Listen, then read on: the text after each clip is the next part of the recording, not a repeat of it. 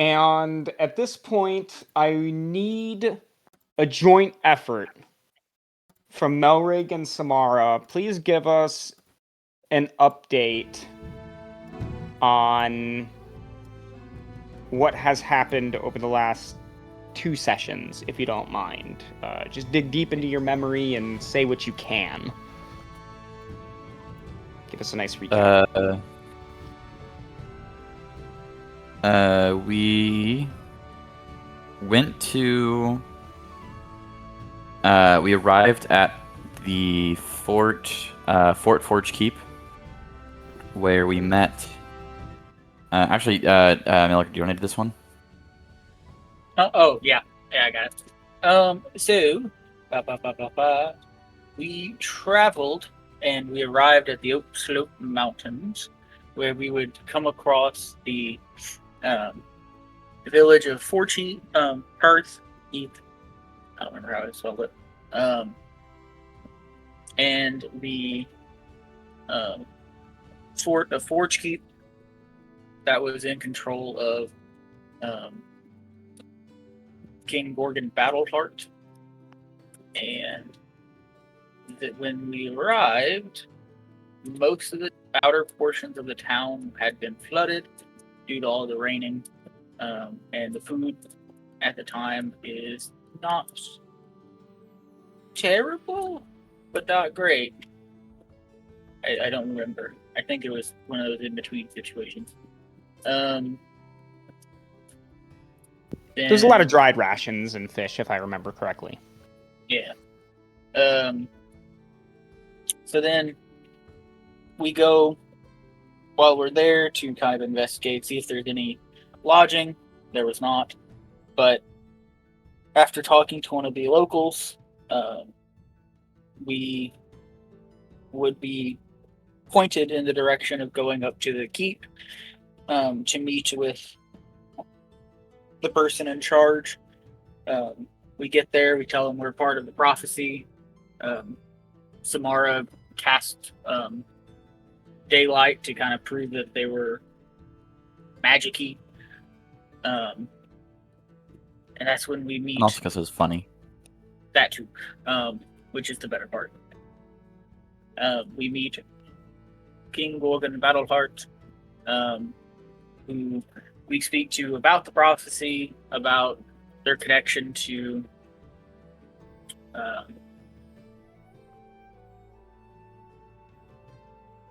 the wizard.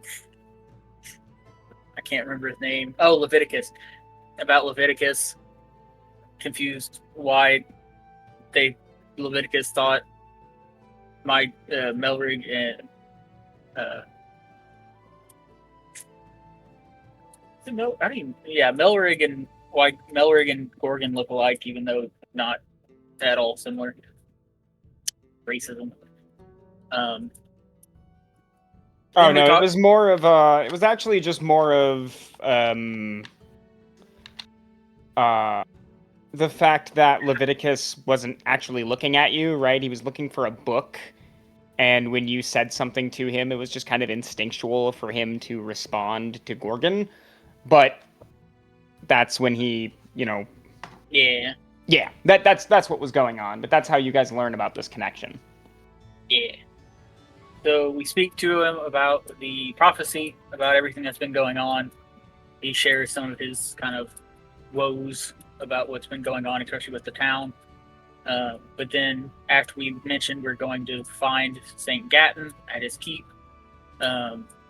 he pins a letter for us to help kind of assist in getting in, along with sending 3 of his guards halfway to the keep with us to escort us before needing them back due to low manpower.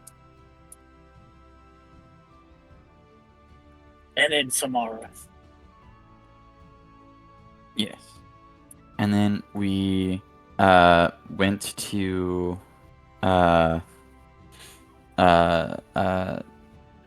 Neil St. Gatton. We then traveled to St. Gatton's castle.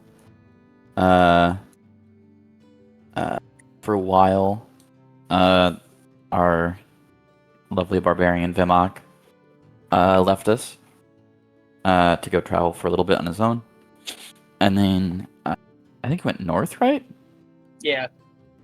And then we kept on going to St. Gatton's, uh,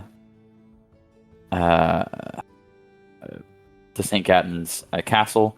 It was there we met St. Neil Gatton. Told us quite a bit about what's going on. But the main thing was that he pointed us to the basement of the castle, where another ancient, well, not ancient, but like another old Aasimar was entombed by the name of Cain. He had been entombed, but he wasn't like really dead. It was like it wasn't like he died. The tomb was made prior to his death, I think, right? Yeah, he was sealed in, I'm pretty sure. Yeah, and he was sealed in, waiting for another person of prophecy to come in and wake him up, so that way he could be asked, like that way he could be talked to another person of prophecy, which we believe is us. Others have also come and gone before us, believing much the same, and all have failed before. We are in the midst of that dungeon right now. Also, I switched my class from Divine Soul Sorcerer to Oath of Conquest Paladin, and that happened during the meeting with Saint Gatton. Yeah, there's a specific ritual here at what is probably the strongest paladin stronghold in the world. There is a ritual for new paladins, and Samara undergoes this process during their stay. In total, the party has been here at this castle in particular, for a little over a month. During this time, also, the meteors that once rained from the sky stopped, and the world went still again. There's something that we need to discuss about Cain as well. A couple of blanks I do need to fill in here. Yes, Samara is correct when she says that so far in their understanding, Cain has not died. He is in this, what they call the vault or the safe. It is intended to be a trial test for those who are predicted by prophecy. Others have come before the party, but the correction here is they have not gone. Those who enter this place and are not the heroes of prophecy do not leave. They too stay down here. That's why there were so many. The party encountered several ghouls on their way down here, as well as a ghast that donned tattered and soiled white robes of a cleric, claiming to be the head priest of a religious group representing Cain. Each ghoul and ghast was slain as the party pushed their way into the dungeon, and they finally encounter Cain's coffin. When they open it, I want to go ahead and describe Cain again. Cain is a figure with pale skin that looks very dry and almost stretches across his skeletal form in his face. His cheekbones are probably the most prominent cheekbones in a man you've ever seen, while his cheeks themselves are very gaunt. When he opens his eyes are a brilliant blue. And without even ever touching the edge of the coffin, Cain lifts himself out, and now hovers in the air, a small distance from his coffin, and clutched in his left hand, close to his breast, is a orb.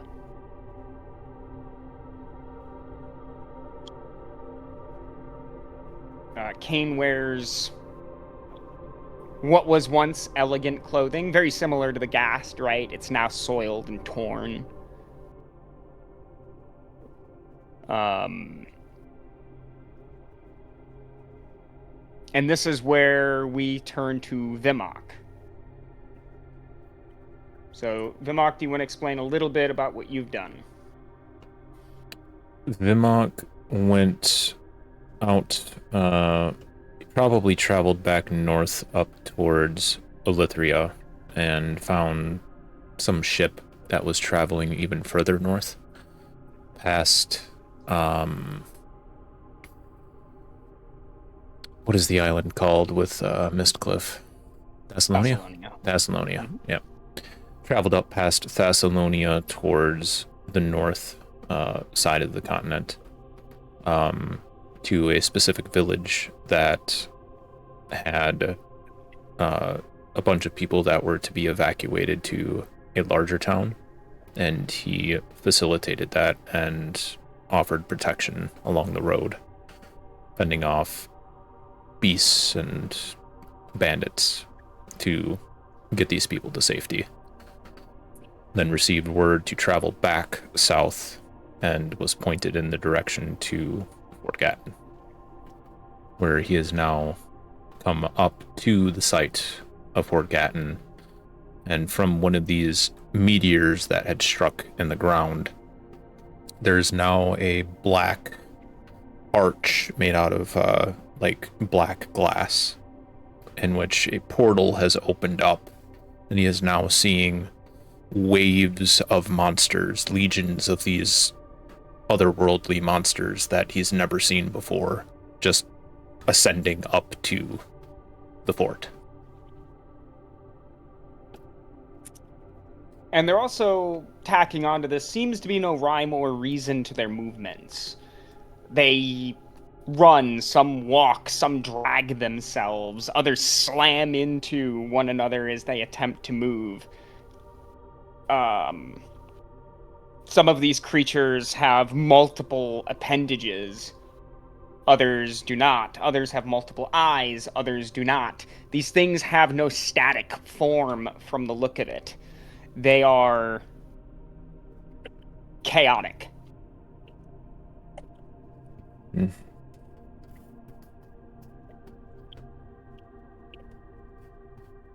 I would say one of the few things that they do have in common is probably the way their skin is. It's very taut across their body. There's not an ounce of fat on these things. And most of their skin is like a charcoal black. Or like a soot.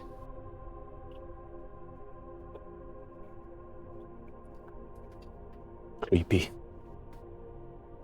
I'd say their eye colors mix between like red, purple, or just white or black.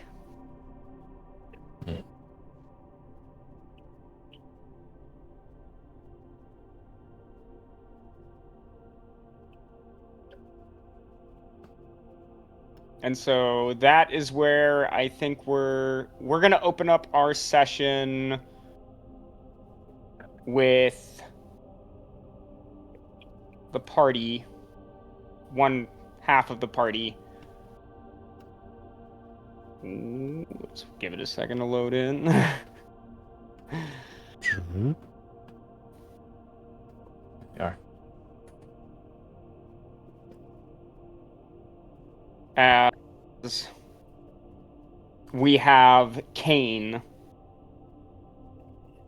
rising over his coffin.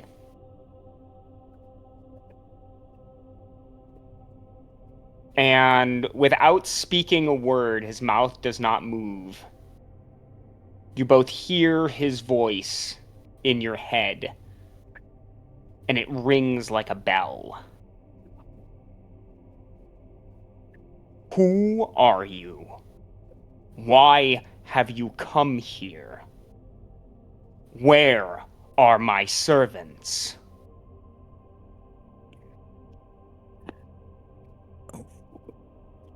Yeah. About them. They died. Well, they attacked us and we defended ourselves. Yes. Who granted you entry? St. Neil Gatton opened the door for us and shut it behind us.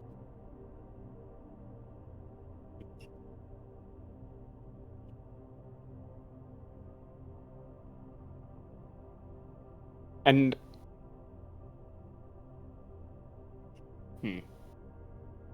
how do I word this?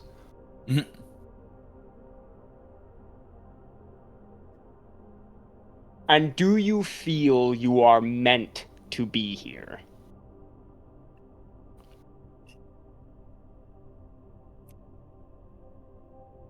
Yes. We are more than anyone meant to be here. Okay.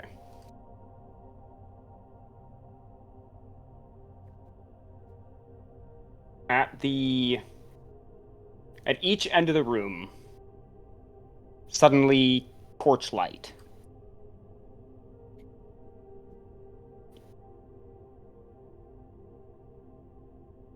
Lights the room. By a force completely unseen, and not of your own making, you both are thrown 10 feet away from the wall. It's Unharmed. completely black for me. Samara, I am going to grant control of your token to Vimak. Mm-hmm. Vimak, do you see now? Yep. Okay, good. You are thrown 10 feet from the wall, unharmed. You land on your feet. And Kane throws himself into the deepest shadow he can find. And as he throws himself into the shadows, the only words that come to you are, "Then prove it." There is a glow from the orb before he fades. And each of you will fully restore. Ooh.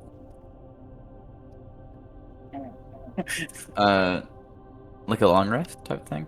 Like a long rest. You can just Okay. hit long rest and you'll be fine. Okay.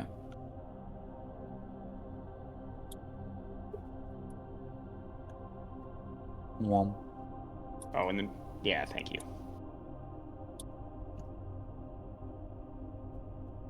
Okay. And from here, we are going to roll initiative.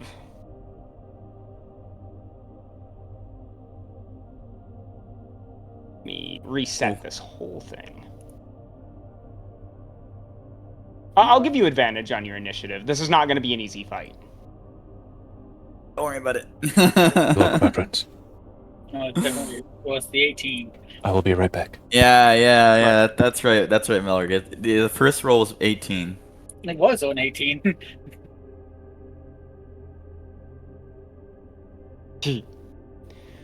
Oof. Oofta. Oofta. Oof, oof. Oof, oof, oof. Let's see here.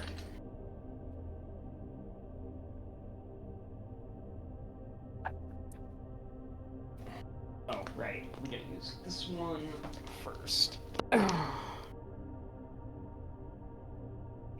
What is your... Okay. Perfect. Let me toss this to the side. And he gets A 12. Okay, Melrigg. You're gonna be the one to kick us off here. Yay. Let's see.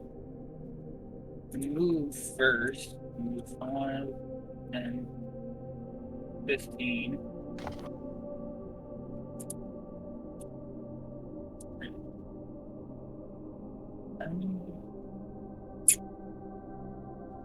We're gonna go ahead and fill out his HP so you guys can see it.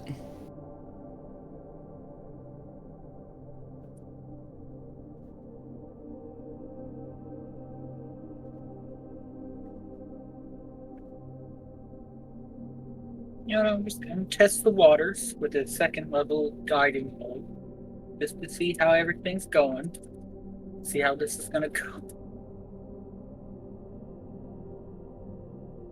Okay, roll to hit. The 13. Miss. Damn it. Your Yep. guiding bolt is suddenly grabbed midair by his hand and just tossed into the ground. Well, I'm just gonna take a side step and I'm gonna end my turn. Okay. Samara. Well.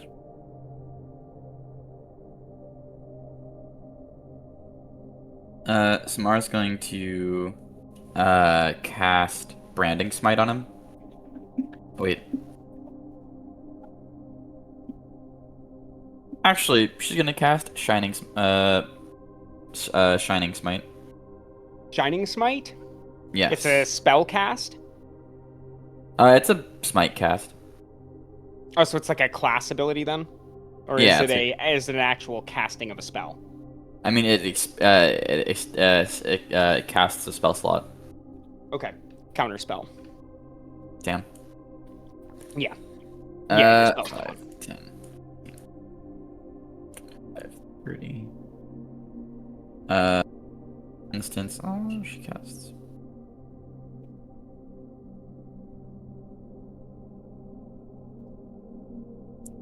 She can't cast it anyways because she's too far away.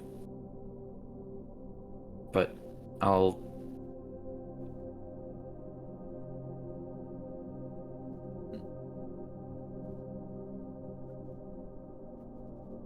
Melrigg. He's casting counterspell. I don't like it. As second level, I will cast Armor of Agathis on myself. A protective magical force surrounds you, manifesting as a spectral frost that covers you and your gear. You gain 5 temporary hit points for the duration. Is that a bonus action? That is an action. Smite was a bonus action. Oh, okay, fair enough.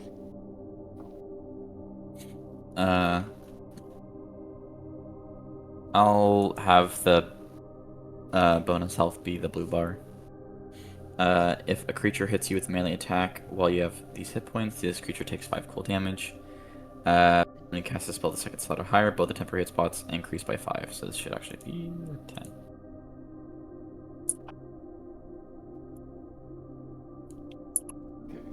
There's any of that.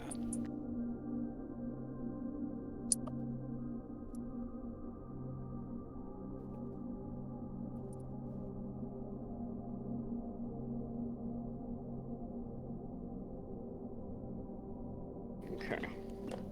Any other actions then? No, she will end her turn. She is. Kane gently floats a good 5 feet from the ground as he moves towards you. He extends his hand, and a sickening green vortex forms in the center of his right hand, his left still clutching this orb. And you hear the words in your head, "Your fight is over, Paladin. Rest." I need a... Oops. Oh, nope. I have to roll to hit with this. Ooh, dang. He rolls high. How much do I get? Oh, yeah, he's gonna hit. 32 to hit. 32 to hit's gonna hit, yeah. Yeah. That's a miss. But he takes 10 cold damage. 10 cold damage? Mm-hmm. For swinging on me. Okay.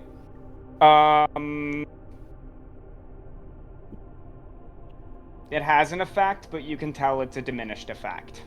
Damn.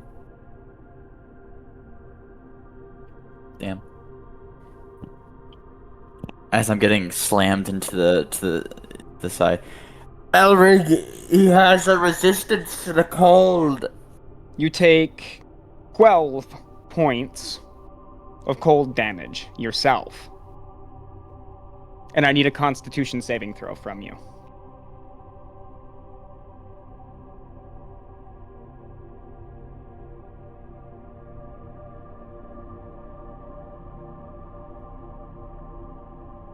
That'll be 25. Holy cow! Okay. Kane, with a flash from the orb in his hand,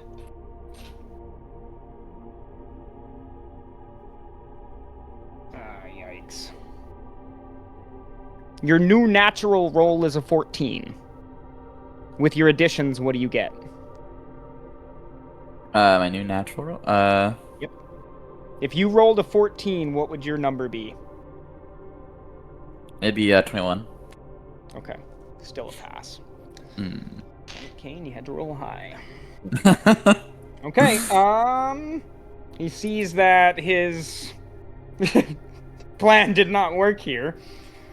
What you gonna do about that one, dead boy? Cocks his head to the side in some confusement. He's a little puzzled. Usually this works. It's not like this all the time, I swear.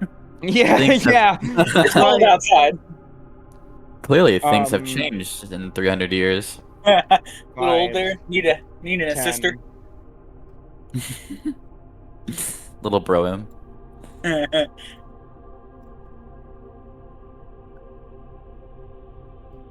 What are you laughing at?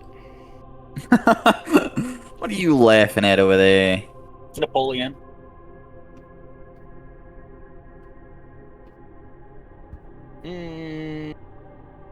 Oh, good. I can hit you with this.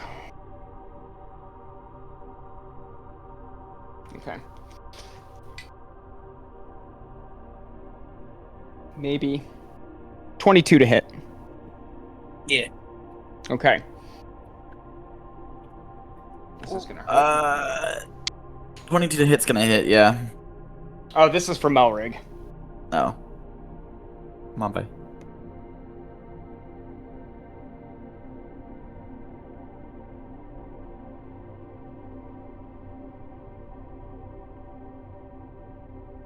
You take 31 points of necrotic damage.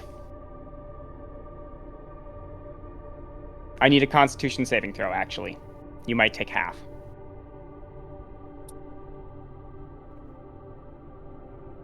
I didn't see that written in the spell text. My bad. That's a 10. No. 31 points of necrotic damage. Ooh. Yeah. That is the end of Kane's turn. Okay. Melrigg. 15, 20, 25.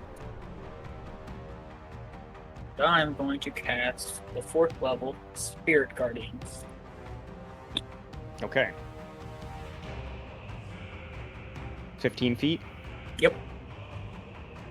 Whoa, not 1,545. No. Just 15. My finger fat-fingered a couple of those. Alright. Not that powerful yet. It's a wisdom One day. save, am I correct? Yes.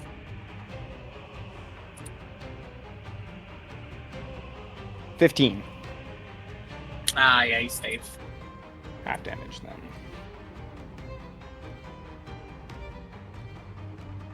Be 8 points of radiant damage. And then...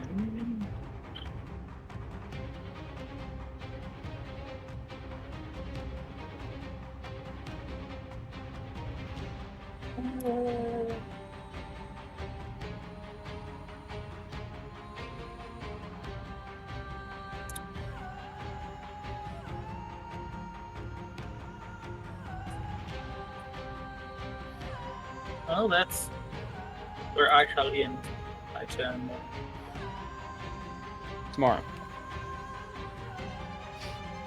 Samara is going to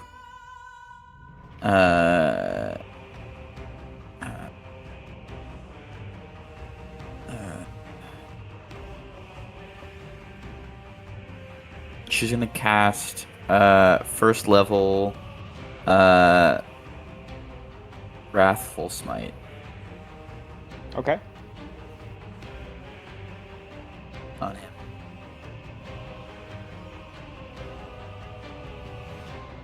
She's gonna swing for.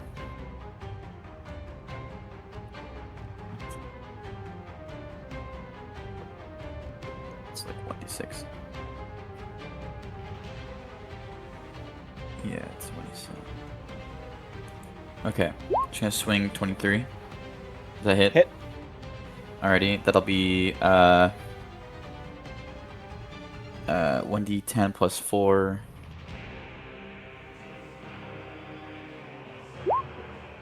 Oh, Damn. 5 points. Damn. With Wrathful Smite, which will be an additional 1d6.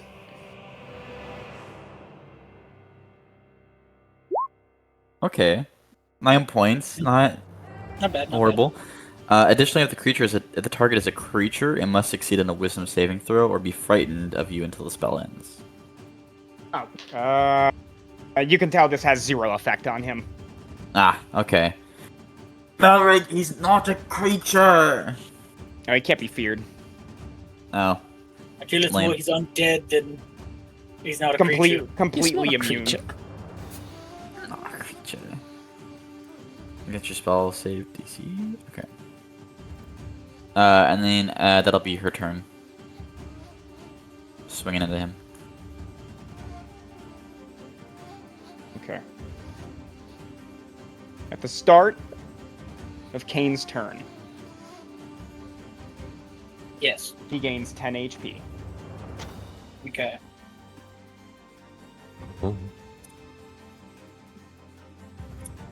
Next, his eyes will turn from a brilliant blue to a deep purple. Mhm. He'll place his hand against his chest and pull what almost seems to be his very spirit from his body. And with a flash of the orb in his hand, that spirit will shatter into 1,000 ghostly shards in a 20-foot radius. I need a Constitution saving throw from you both. I also have to be right back. My dad's calling me. Okay, go ahead. But I'll 16. Okay. It's a fail. 18. I'm sorry. 18 is a pass. You also have to do your first standing in Spirit Guardians. Yeah, I will. We'll get to that. These are all going in order, I promise. Oh, okay. So you guys take 15 points of necrotic damage. I'll take care of Christian's HP, because he's... And then do I take half because I passed? Yes, you do.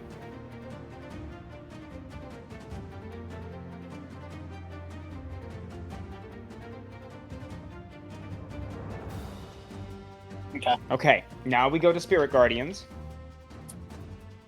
He fails. He takes 26 points. Dude, that's a huge roll.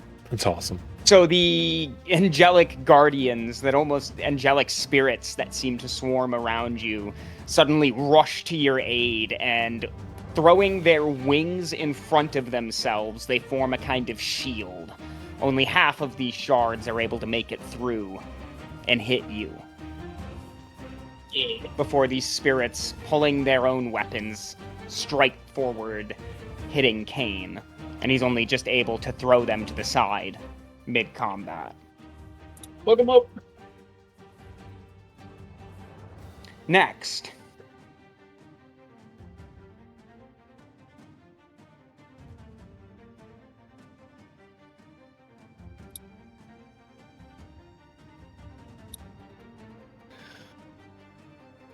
This.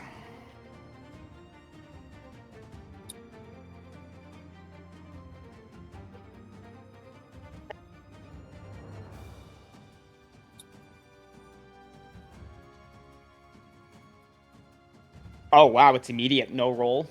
You're serious? Okay. Make a Constitution saving throw at the end of each of its turns. Okay. With Kane lifting his hand toward you, Melrigg, he will speak a word in Elvish, and suddenly you cannot move. Oh. You have the stun condition. And at the end of each of your turns, you can make a Constitution saving throw to try and break out of it. Okay.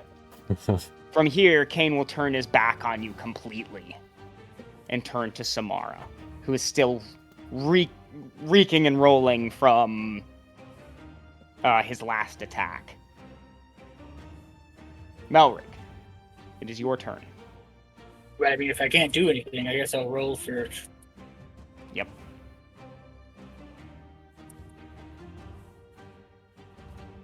Gentleman's 20. Wow. You break free. Yes. Ah. Fuck you, mummy. The moment he turns his back on you, you suddenly it seems like the power almost came from his gaze. And the moment he turns his back to you, it drops. Next turn, I'm fucking you up. Probably not. Okay, so Samara has said here in the chat that she is going to swing a first level Thunderous Smite on Kane.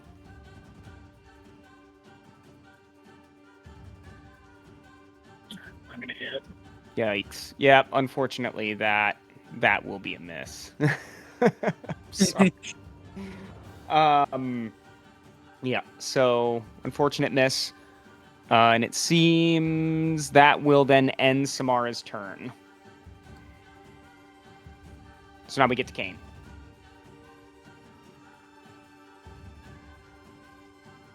The start of his turn.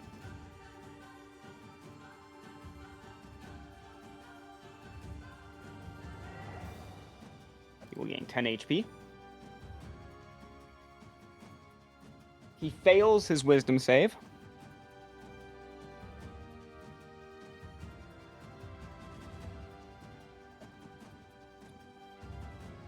$25 points of radiant damage. Ooh, 25.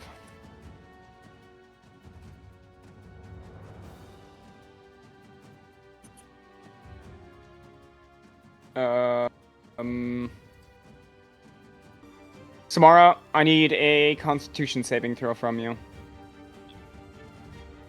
That'll be 8. That'll be a natural 1. Okay, I was gonna say. Oh no. Oh no, indeed.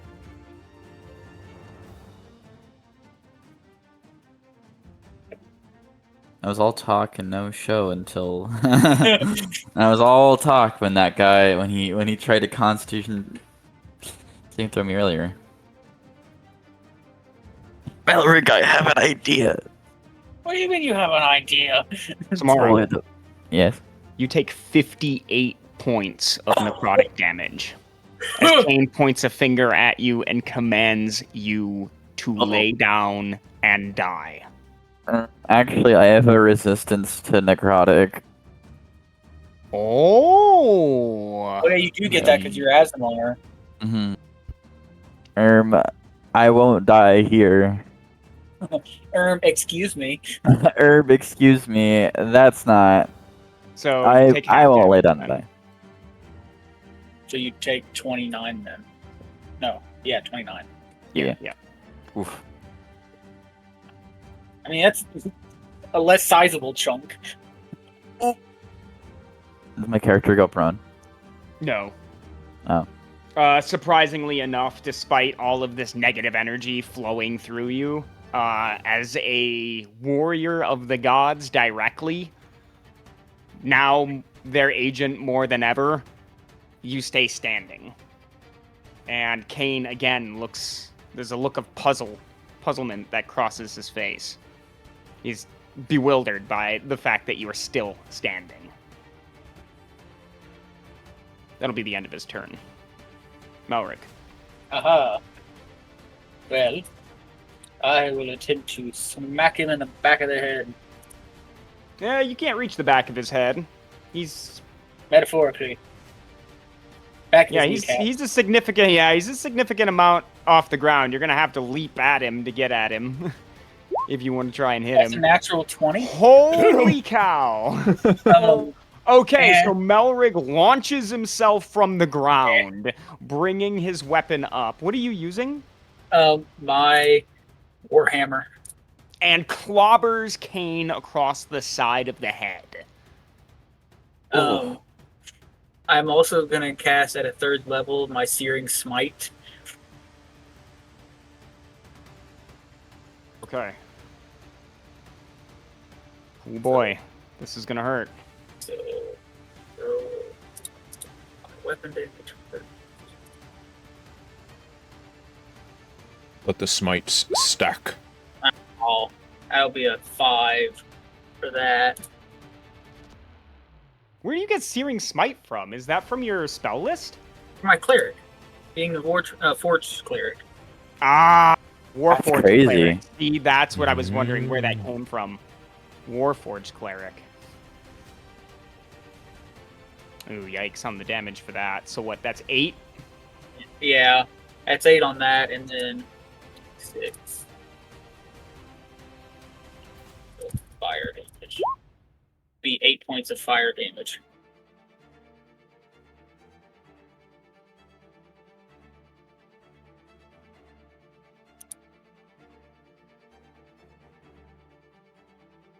Okay.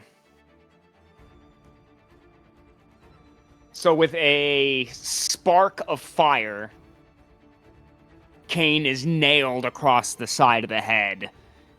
And he will just slowly turn around and look at you. Well, guess what? I'm going to use my legendary action to attempt to hit him again. Roll to hit. No, it's an 8, so that's the opposite of that. Yeah, hey, no. Kane, what's up? He, as soon as you go to leap into the air again, with an unseen force and a wave of his hand, you're forced back to the ground. Gravity just suddenly strengthens and you fall back. Samara. Next time. I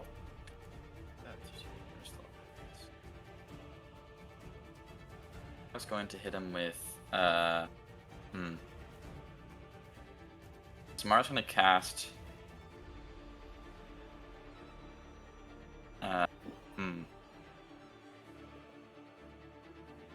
Samara's gonna cast Branding Smite on him. A counterspell. Counterspell? Well, that's rude. Yeah. Spell. Then I'm just gonna stab him with my glaive. Go for the head. Okay. All right. Yeah. Go for it. Is it 25 hit? Yes. Hit. 10 points of damage. 1d4. Oops. I'm gonna whack into the side of his arm.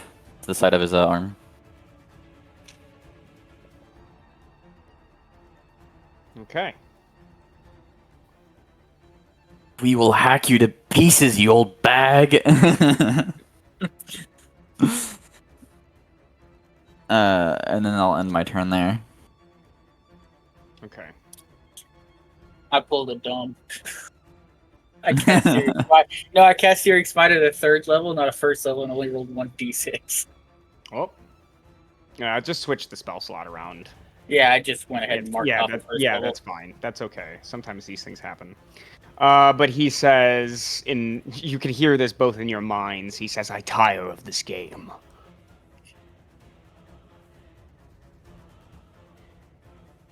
I feel it in my bones that you are not worthy. I cannot bring myself to part with it. Not yet." He'll lift the orb in front of him, and it'll suddenly hover. He'll place both hands around it, one on top, one on the bottom, as it begins to glow hot. Odds or evens, Melrigg? Evens.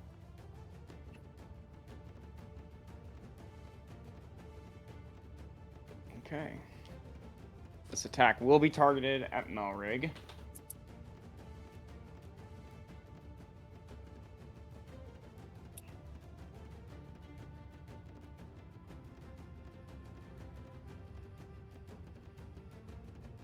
So this orb suddenly releases a brilliant red and orange beam. Okay.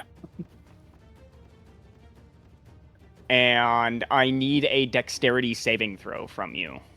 God, that's the worst one. Yep. That's a 12.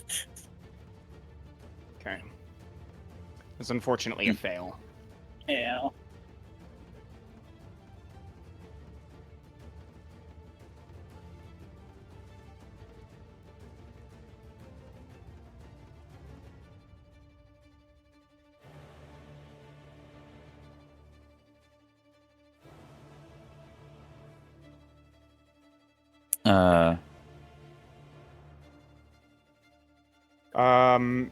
You take... Oops. Wrong screen. You take 31 points of force damage. Oh.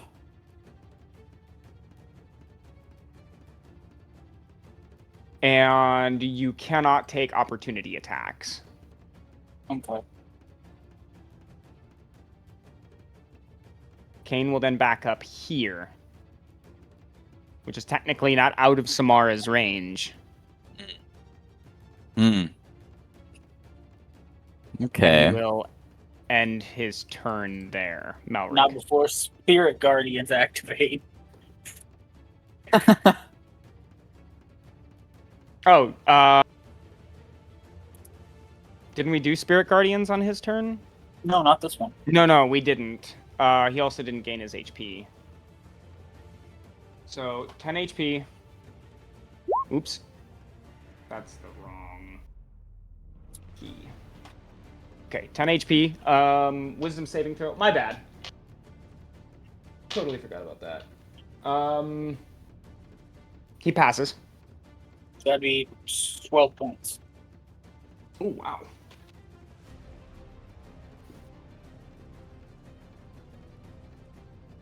Okay. Have you been doing Constitution saving throws to keep that up? Oh, I didn't do one for this turn. Hold on. Well, after just getting hit. So, hold on.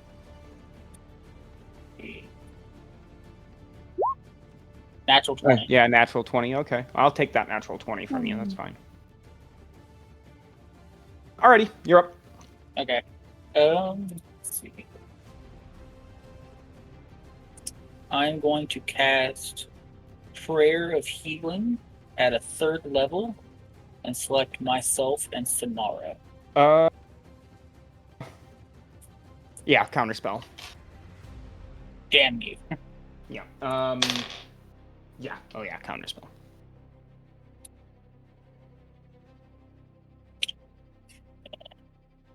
This does it all. That's bad.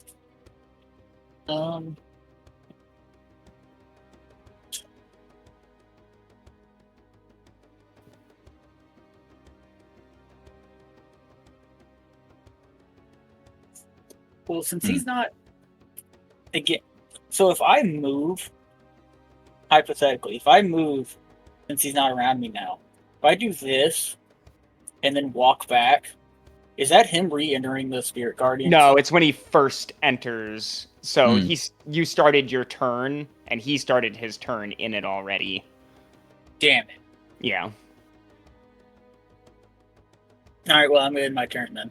That's all. Okay. That's the only thing I had. Tomorrow. Samara's gonna cast reduce on Kane. Oh. Is that a wisdom save?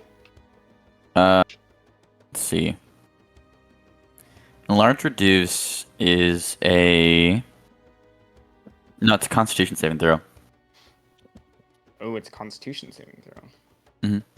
He gets an 11. That's going to fail. Okay. He will now be half the size. Well,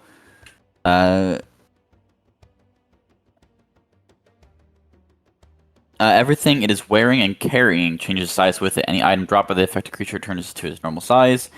The target size is halved in all dimensions, and the weight is reduced to 1/8 of normal. This reduction decreases its size category by 1, from medium to small, for example. Until the spell ends, the target also has disadvantage on strength checks and strength saving throws. The target's weapons also shrink to match its new size. While these weapons are reduced, the targets attacked with them deal 1d4 less damage, and they can't reduce the damage below ones. Okay. He's a small little guy now. Okay. Yeah, so he shrinks. Melrigg, hold him down! Hold him down. Hold him down, Melrigg! And then I'm going to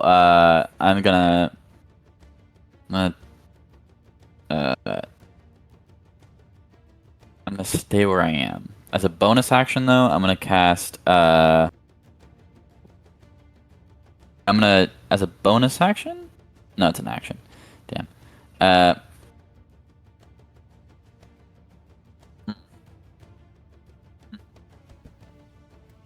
Damn. Can I make Damn. a recommendation for the class? Yeah. Since it's new. Lay on hands. It's a bonus action. How we do it. But it says it's an action. How we do it, it's a bonus action. I understand that Right. that might be a little contentious with people, but during a hero story, I prefer for you to be able to heal and do something in a turn. So, yes, you can put a black mark in the action and write in bonus action. Okay. Can I split my healing between myself and Melrigg in this instance, or can I like prioritize? No. You've got to choose one or the other. That's a hard rule that we keep. So if you go to heal him, you've got to touch him. I'm gonna heal myself by 15 then. Okay. And then I'm going to step back. No, I'm gonna stay right here. I'm gonna end my turn. Okay. All right, we're not forgetting now. First order. Second order. Remember, he's also Wisdom. small. He gets a 12 on his wisdom save. Fails. Fails. That's a bad roll. 12. Still undoes his healing. Okay. I have to look up this spell now.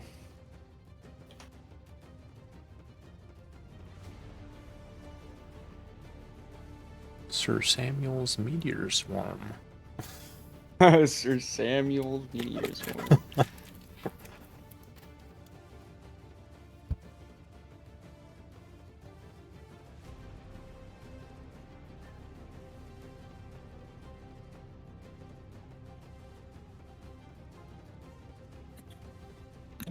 Just animals, medium swarm.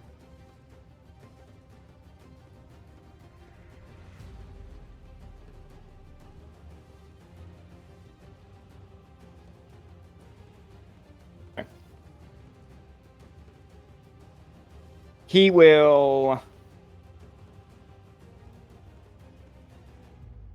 call the orb back to his hand, and it gently floats back. And he will, with a flash of the orb, a dome will pop up around him. A shimmering white dome. And he will back up.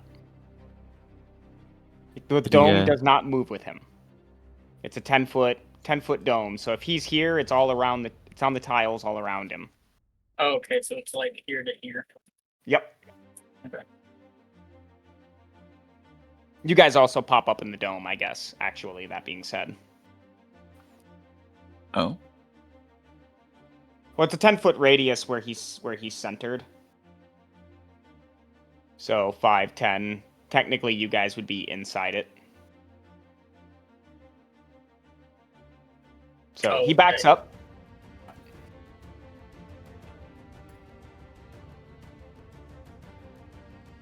Is there any retaliation to him backing up? Can I not swing at him? You can. No, you can. Oh, then I'm gonna swing at him. Okay, roll to hit. Does a 13 hit? Oh, No. damn. Then no. Okay.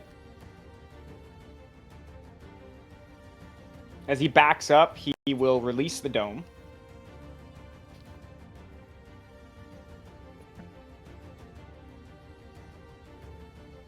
And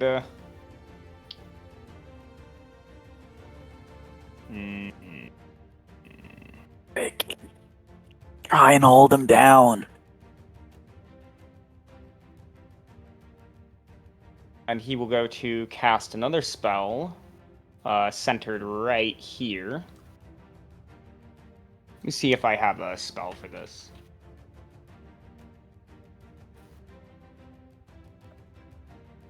Can I counterspell him? Also context, I don't have counterspell. No. Damn. Let me...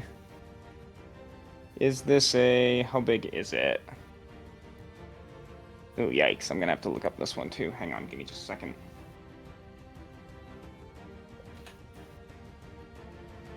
Alright. How big is the radius on this? 20-foot radius. So I believe this should be measured out to a 20-foot radius.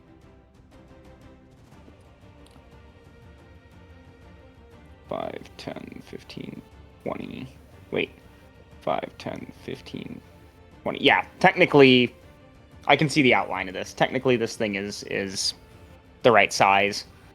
But, you know, I'm going to go ahead and move it a little bit closer to its correct size here.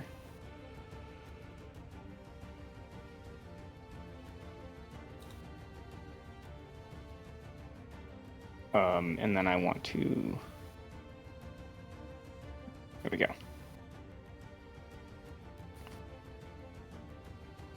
Now, this noxious gas suddenly swirls into existence and begins to spread. And I need Constitution saving throws from you both. 14. Fail. 17? Fail. Fail. Damn. Fail.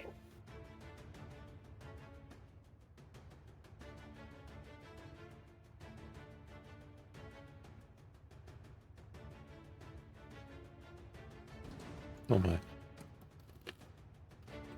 You take 24 points of poison damage. I'm resistant to poison damage.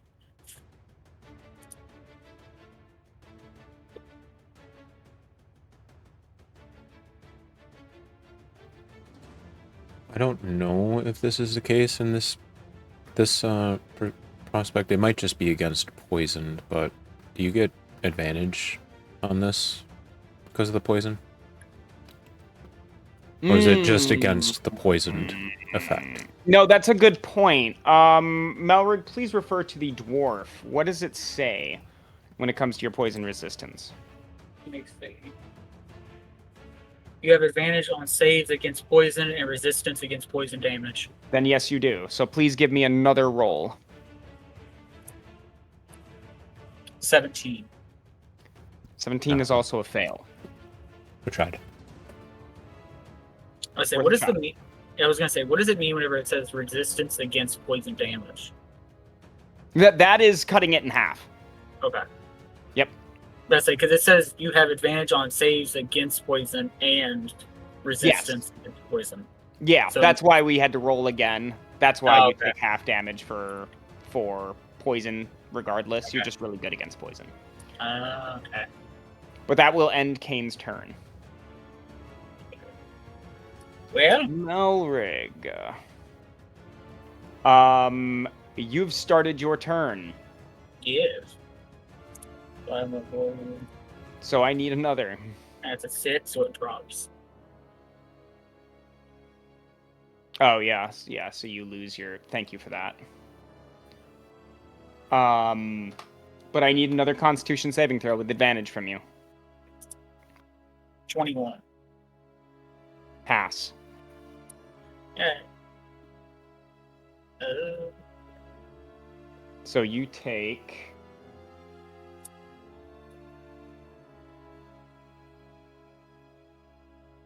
Oh, wow. Oh, wow.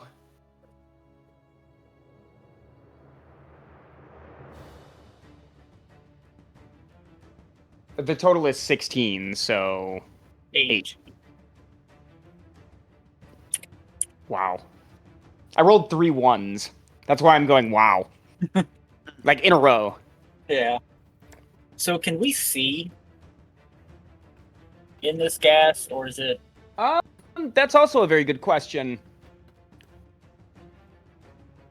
Well, because I mean, Yeah, it doesn't obscure your vision in... Okay. And, oh, wait, no. This area is heavily obscured. okay. Well, the reason why I was asking because I know I'm looking forward because I remember seeing Kane. So if I just walk forward, is that No, that's fine. Yeah.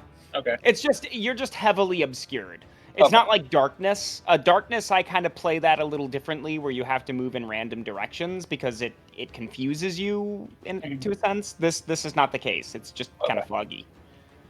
foggy. So before I move, I'm gonna cast Cure Wounds on myself at a 3rd level. Okay.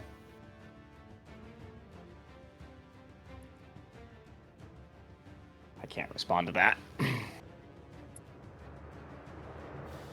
Great. Then.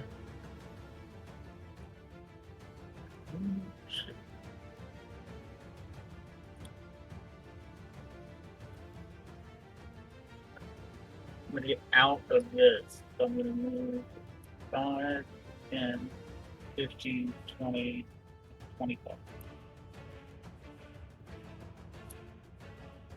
And then I shall end my turn. Tomorrow. Samara's going to rush forward. Oh. Sorry, actually, I need a Constitution saving throw first. You have to take damage. Didn't I already do that? At the start of your turn, you also take it. 20, natural 20. Oh, wow. Okay, yeah. baby. Good save. Good, very good save. I take damage? 5, 10, 15, 20, 25. I'm going to grapple him. Hang on a second. He's a small man. So you take 10 points of damage. Man. And you go to grapple him. Okay, so give me an opposing strength check. It's also important to remember he also has a disadvantage. Yeah. 18. 2. He fails. So you are able to grab a hold of him. You grab him by the feet and yank him down first, and then bear hug him from behind. You are going to sit down and either stop fighting, or we will beat some sense into you. Fine. The fog drops. You win.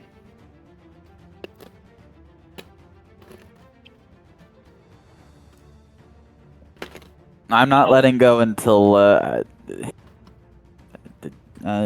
you drop your orb. You disarm. That's not how this works. But by the power of the gods, you have my promise. Violence is at its end.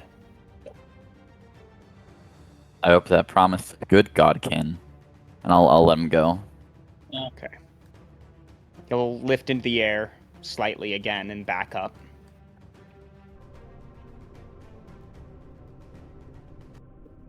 I have exhausted my power on you anyway, and I grow weary.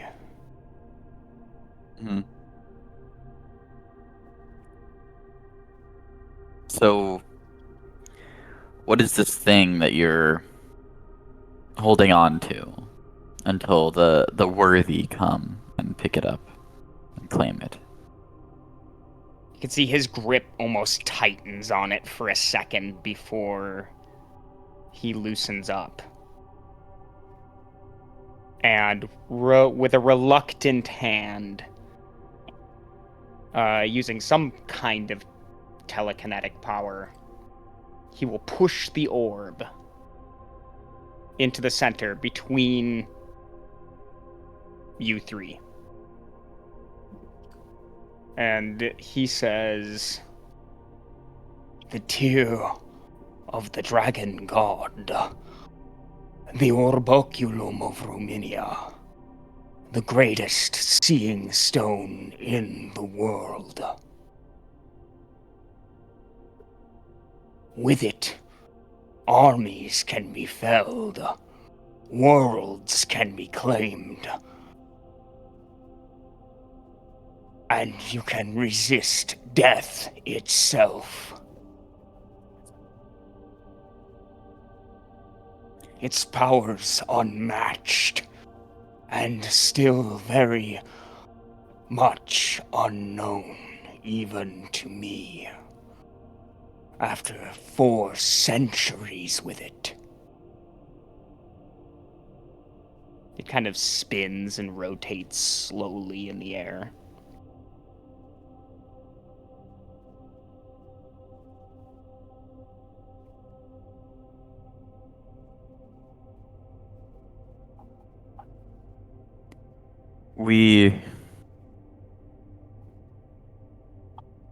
I don't know if you can learn much about the outside world in this tomb. I have seen it all. Then you must know that we're not here for the orb because we are an absent-minded pursuit of power. That we wouldn't come here to disturb you for anything less than the end of creation.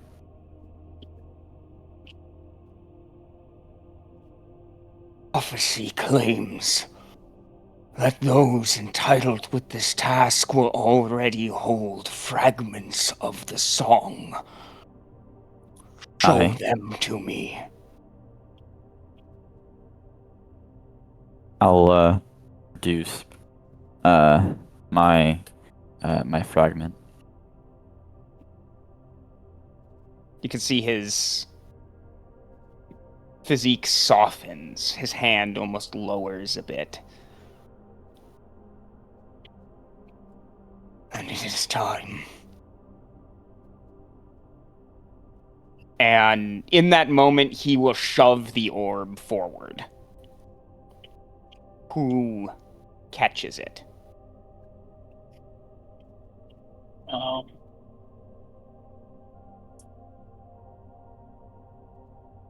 Actually, I think he would push it to Samara, considering say- she's an Azamar. Well, that and yeah, I was gonna say, I see him pushing it more towards her. Yeah, that's kind of where my mind is going too. So he will shove the orb to Samara, and it will like slam into your chest. Not hard, but like with force. Oh. Thank you. Take it from this place quickly, before I change my mind. Of course. May we ask you a question? One.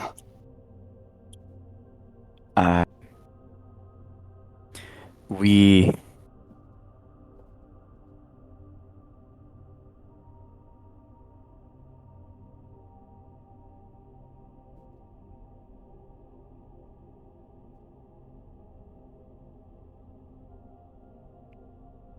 Did you know who your godfather was? Or godmother?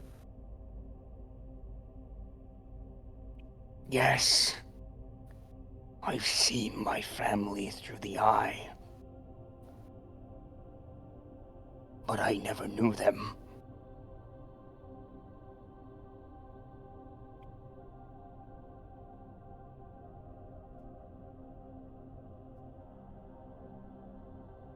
Did you want to? No.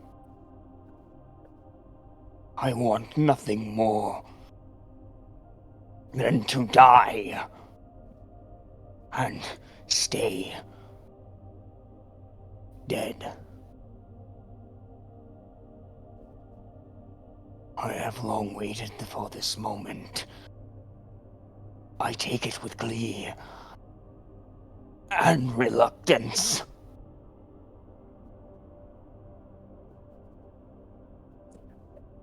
You can see there's almost every fiber of his being stopping himself from unleashing his power on you again. Only his word is keeping him from doing that.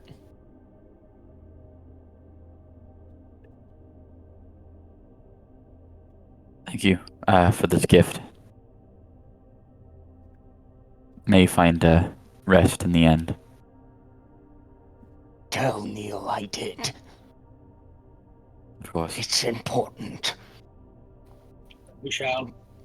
Now, go. Through there. And he points.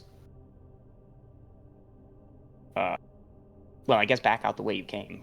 Because you caused these other traps to go off, so. Wait, what's in this door? Point over there. I'll just tell you, even for the viewers, in case they're curious. This is one door that the party could not open. This is just Kane's antechamber. This is where he would spend his time when he was alive. There's really nothing in here anymore. I didn't decorate it or nothing. It's... See? Here. Step it. Oh. See? It's just an empty room. But this would have been described as Kane's antechamber. There's like an actual bed in here. Has not been used in centuries. Right, everything in here is dusty. There's a library in here and stuff like that, but no. You guys didn't get through that door, so no. So anywho. You guys will make your way back out, stepping over the corpses of ghouls that you have left behind. And as you... Let me just... Oops, those are tokens. I did not know that. As you all approach the front door, it will open. And there are a group of soldiers that are there to help you out. Because at this point, you guys are probably limping. You're seriously injured. So there is a group of paladins that you are able to rest on them as they carry you outward. Neil is no longer in the tunnel. I think there's probably some carts that they would have had brought down in case this happened. So you two are laid on carts, and you will be I'll be right back. pushed out of here. And immediately taken to clerics and physicians to look over you. Samara, Yes. this is when I need to... This is when I need to drag you into a different channel quick, and I need to have a small interaction with you, just the two of us. Okay. So, Melrigg and Vimak, as well as our viewers, it'll be but 2 moments.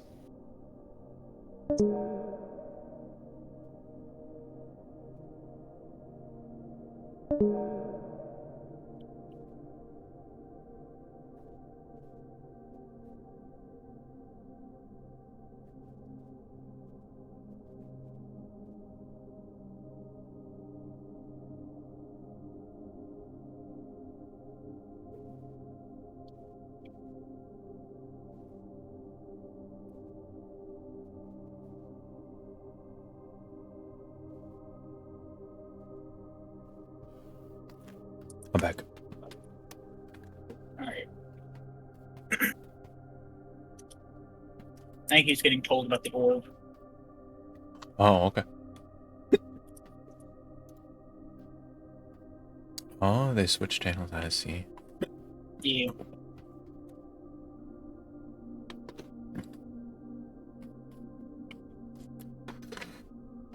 Well, that was an epic fight.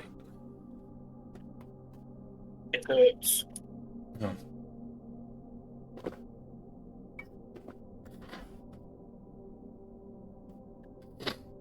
And now we'd go fight demons. Yeah.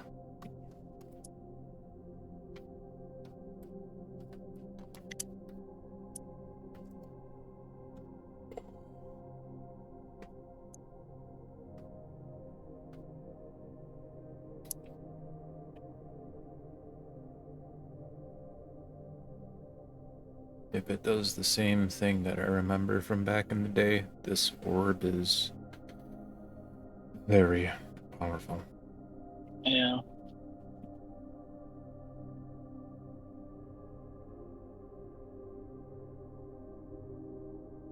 It's fun too. Very fun. I bet. I mean, if I had gotten it, it would have just, I would have been like, can I just imbue this in a shield as like a center gem? It's sweet. Make it your arc reactor. Mm-hmm.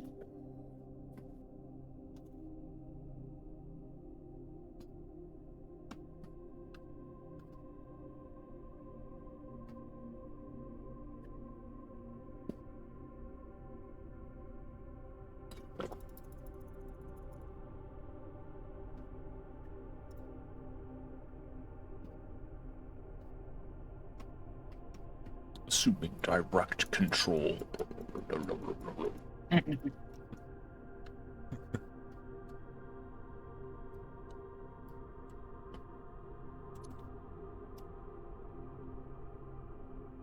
Year of the Dragon God. Who's the Dragon God? Skyro. Skyro? Skyro. Skyro. Yes.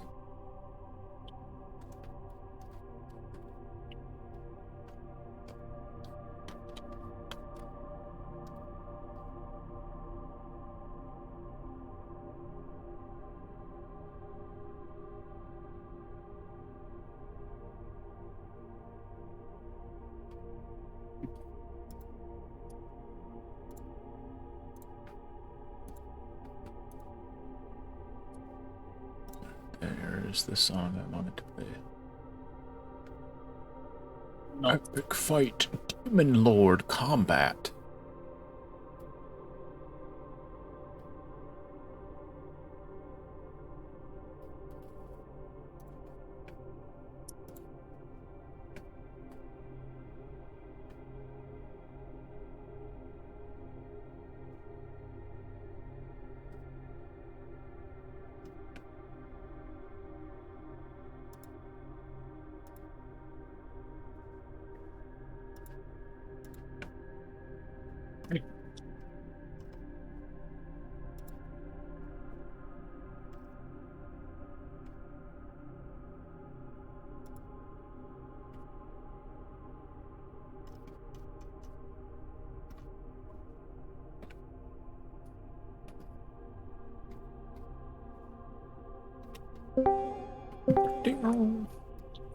Alrighty.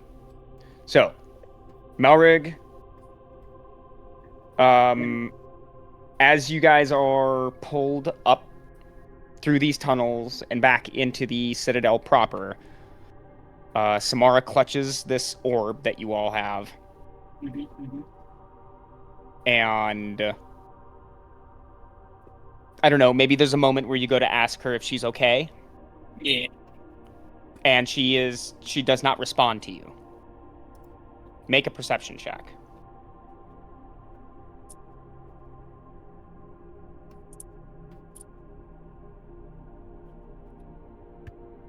$17. Okay, you catch a glimpse of the orb clutched in Samara's hands, and it almost looks like there's water rolling through it as if an open ocean exists inside this thing. And Samara's eyes are white as her pupils have rolled into the back of her head. And she will remain unresponsive in this way all the way up until you are being placed on cots and your armor is being peeled off of you by physicians to heal you.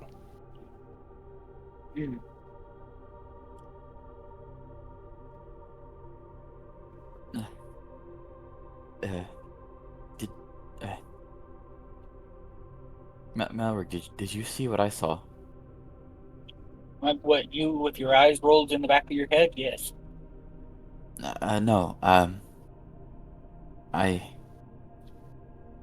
It looked. It was like I had a vision. I think the Void has raised an army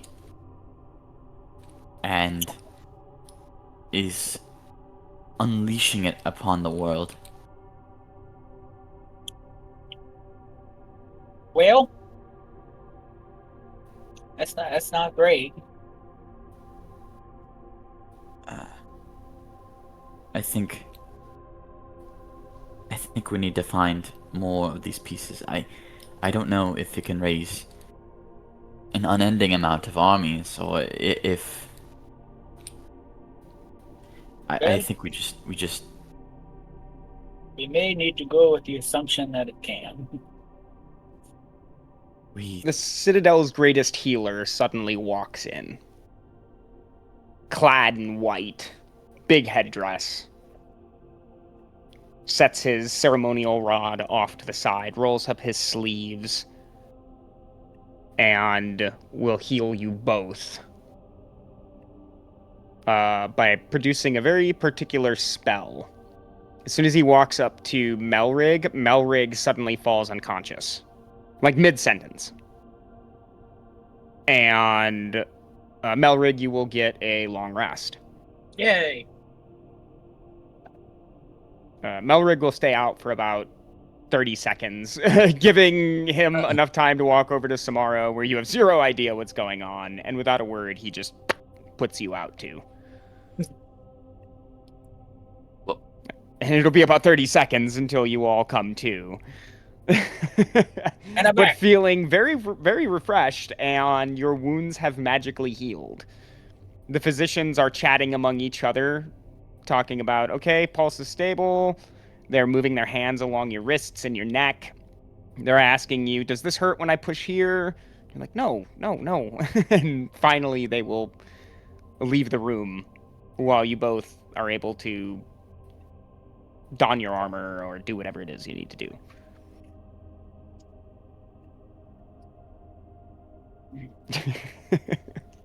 I feel like we keep getting into these situations, Samara, where we get healed and rested before we get fucked over again. Yeah. I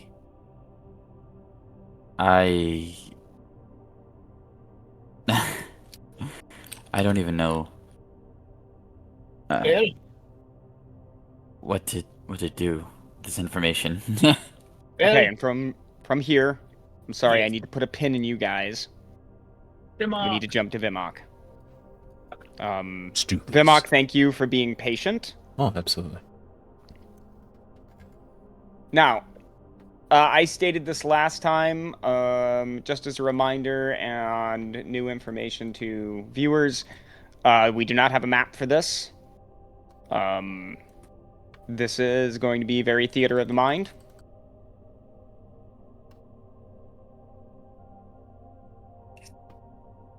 But Vimak, Yes. as you navigate the landscape, moving closer and closer to the citadel, you come across these gates. Armies swarming out of them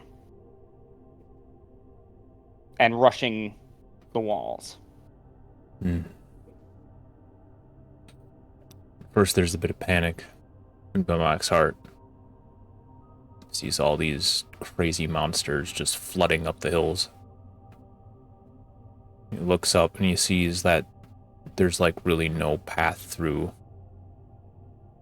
So he kneels down on the ground, scoops up a bit of the dirt, and looks up to the sky. Says, Lord Tymorias, behold this evil that is swarming this land. You've led me here, and I know that they are there. Give me courage and strength. Carve a path to them. Get me back to them. And he will let the dirt fall from his hand. He'll get back up. As the dirt falls, there is... Okay, the only visual I can think of for this is imagine if you had a bunch of dirt mixed with glitter, right? Oh. And as soon as it begins to leave your hand, there's a sparkle to the dirt. And it never truly hits the ground. It evaporates. Oh. What is your weapon? My weapon is a great axe. Okay. Battle axe. Your battle axe, then. It's a two-handed weapon, right? Yes. Perfect. Your battle axe will begin to have that same shimmer. Not just in the axe head, but all the way through.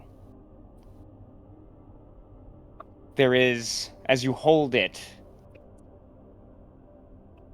a new power that you can feel in your hands. Every strike you make will be a divine smite. Oh. He nods down, feeling this power. You are still with us. Let's do battle together. And I will start running forward towards the fort. Okay. Now, I imagine your plan is not to fight every single thing. No, come across. my goal is to use this thing in combination with the giant's sigils, teleporting them behind me as I'm running and pulsing out to try and stun and just like make a way through, pushing through, probably using the ring of invisibility too. I'll use that initially as I'm running up, actually. Don't know if it's going to work against these things, but we'll see.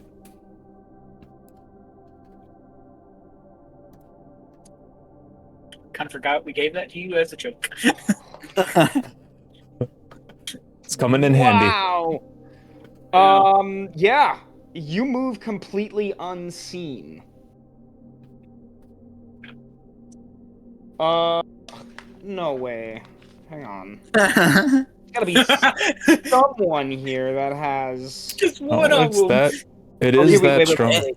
It's less In the unlimited background, you amount can of hear times. the shuffling and the clanking, clinging of sounds of metals and all the stuff that he's carrying. But for some reason, you can't quite figure out what's making that noise. Well, with that many of them all circling Oh, around, man. you wouldn't really hear that Let's get a real clinking close things. look at these things too. They look like Steve.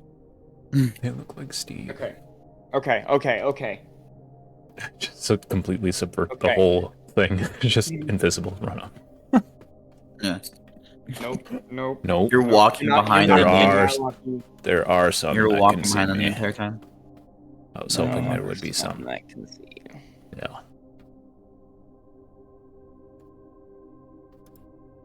You gotta prank him.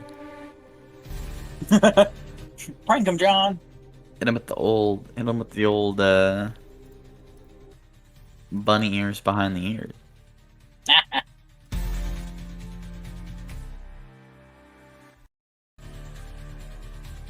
Okay. Oh. Okay. So, as you're running, we pan to a creature that strangely resembles a large, carnivorous frog. One with large claws at the end of his four-fingered hands. Spikes go all the way down his body, and his nostrils in the front of his face lift. As he turns towards your direction, you kind of stop on your heels, like wondering if this thing has seen you, before it begins to and charge forward. Well, you see me, do you? As he runs, his claws rip the very ground out from underneath him, tossing dirt and grass, mud. And there is a kind of an electric blue saliva that oozes from its mouth. We are going to roll initiative. I have advantage now.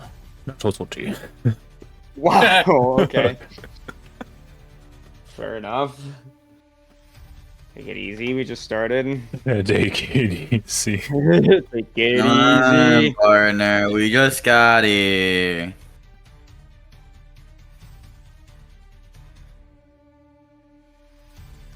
You are under the party for turn order here. Yes. Yeah, I've got you under just this party token here. Okay, so... yeah, Vimak, you go first. Vimak will start running towards the creature, and as he's doing, his breath increases as he starts to go into a rage, and he won't bellow out until he is making his swing at this thing. Okay. You can easily reach him. You're both charging each other. Yeah. And so you come together and you connect with the first swing, or let's see if you connect, I suppose. First swing. That is 17. I should add +7. That is a 24 to hit. Hit. So we got... It's been a while. Double-handed D4, D10 plus 4. That is 9 slashing damage plus the initial 6 radiant. And then a divine smite is... Normally it's 2d8. Is this a situation where it gets an extra? Because of undead, no. fiend, or...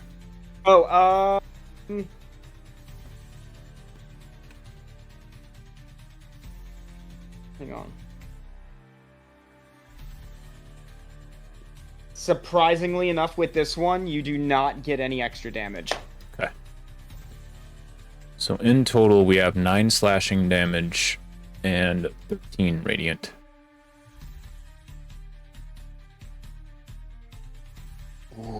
Okay, so as soon as you connect, Vimak hollers out, right? And when you dig your axe head deep into this creature's shoulder, there is a detonation of divine magic. Does this break your invisibility? Yes. Okay. And it's almost like a bell goes out.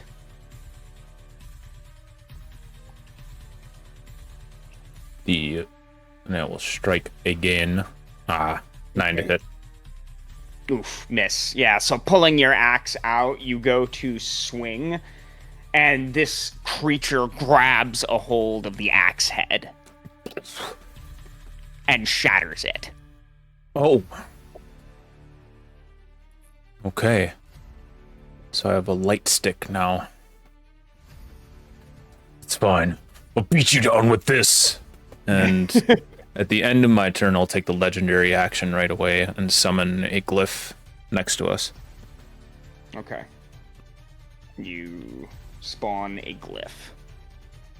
Let's just go ahead and... Oops. Why aren't you working? Dang, man, that was a steel battle axe. What's not working? Can't draw thing. Okay. This creature retaliates. First attempting to slash at you with one of its huge claws. Getting a 22 to hit. Oh, yeah.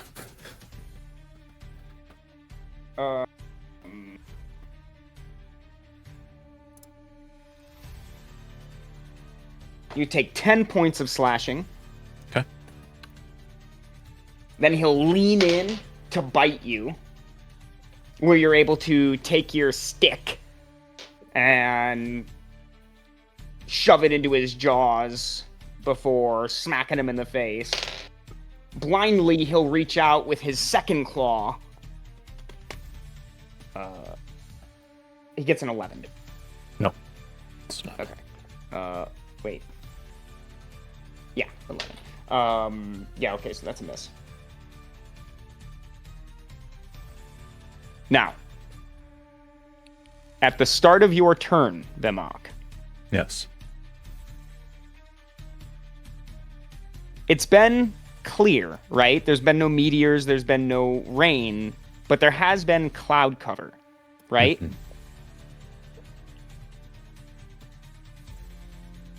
The clouds thunder. One of the loudest booms you've ever heard. And what is your action this turn? My action, first I would use my bonus action to send out a pulse from the glyph. Okay. That is a constitution saving throw on its part. As the pulse goes out, that loud thunder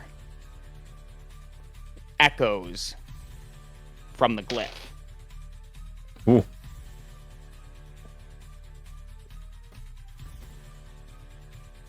The other monsters that have been running towards you ever since that first bell suddenly stop dead in their tracks, forming kind of a circle as they begin to pile up on each other. He fails his saving throw. Okay. It means he is stunned. Okay. Okay. My next action would be to I'd pull out my shield, and as I'm swinging down onto its head with the illuminated club now. Okay. As you go to swing down, the heavens let out another loud bang. And your stick suddenly becomes charged with electricity. Roll to hit. Advantage on him. Good thing for advantage. 25 to hit. Hit. Hits. Vimak, do you have the sheet for your weapon? I can pull it up. Please do that. Okay. And search. Oh, what did we name it? Doesn't have to have a name quite yet. Add item. Search.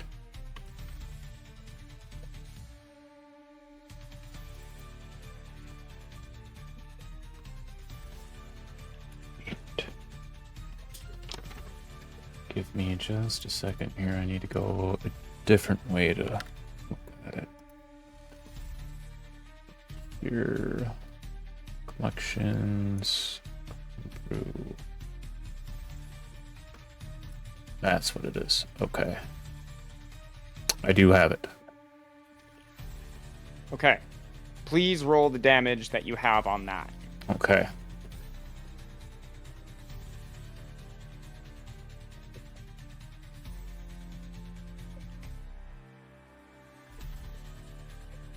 Okay, so it is a plus. We've got D8 plus 4 plus 3. Okay. So that is 11 piercing damage. Okay. And then 3 radiant and another 9 radiant.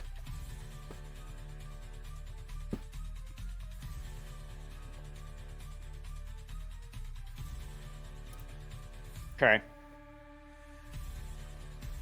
As you smack this monster across its head, the outer layer of steel shatters.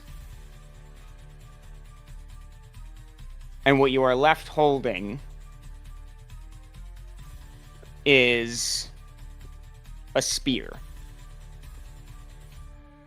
I look at it for a moment. The heavens erupt in thunder and lightning. I will lift the spear up to the sky and cry out across the battlefield, "For Tymorias!" and strike again. Roll to hit. 19 to hit. Hit. So that will be plus 7 on this. Ooh. 15 piercing damage. Oh my gosh. And then 4 radiant. Running this creature through completely, it is thrown from its feet and pinned to the ground. Let out a bellow across the battlefield.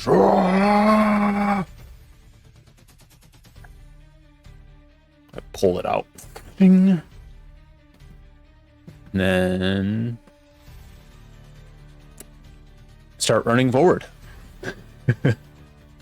Okay. Several of these monsters will run forward to meet you. Okay. This wall of creatures suddenly turns into a river. Mm. And as you are all charging, suddenly bells, real bells, begin to toll on the walls. As the gates are thrown open, hundreds of troops begin to pour forth on horseback. Horseback, I want to repeat that. Mm.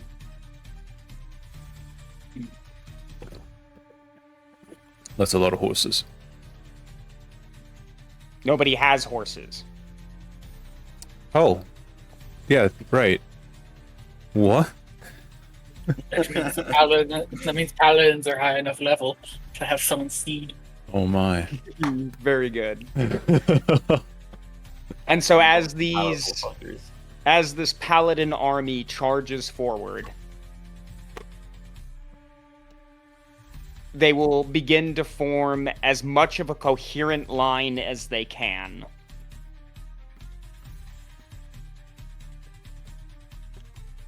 From here, I want to go into a fighting montage, not so much an actual rolling sequence.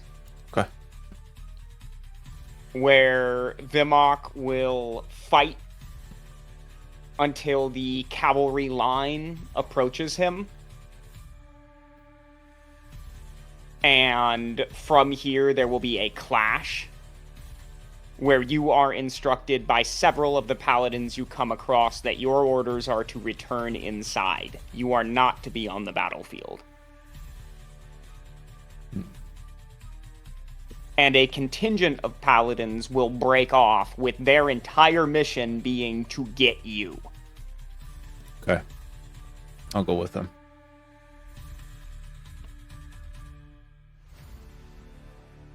But Over the next hour, an ordered retreat will be called, where pieces of the cavalry will peel back until everyone can make it back to the walls. This is something that I will be rolling for here in just a little bit to see how it goes. Mm.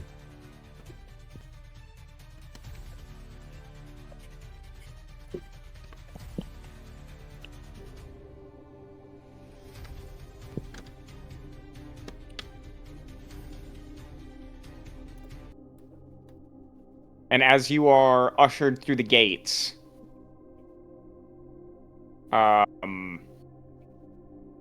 you will find Neil, with dozens of people surrounding him. Some of them asking him questions, a few of them just standing by. And as he sees you, he will, with a wave of his hand, tell them off. And they will all kind of back down, and he'll step forward. Vimak is approaching him confidently, but kind of in awe a little bit. As he approaches him and gets closer, he'll kneel down. That view for you. He says, "I commend your honor and your courage. You may rise." St. Fort Gatton. Thank you. It's an honor to meet From you. what And I hope to feel the same. But from my understanding, you are our third? Yes. I'm with the Dawnhammer. The other two are here, yes? Indeed. They're in medical. What happened? Will they be Well, okay? they were in severe condition. But we have the greatest healers probably left in the world. And so they are fine. If they aren't already. News has only just reached me of their condition. You're lucky I even had this news to pass on to you as soon as I did. Thank you. Your companions have completed a trial here. 2, if you count Samara. Around here, she is known as Del Pale River. The Del. knight of this order. She became a paladin?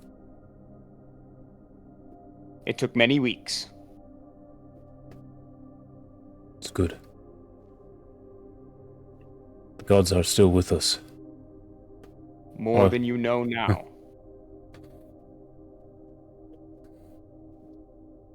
Del Pale River has retrieved an artifact of great power.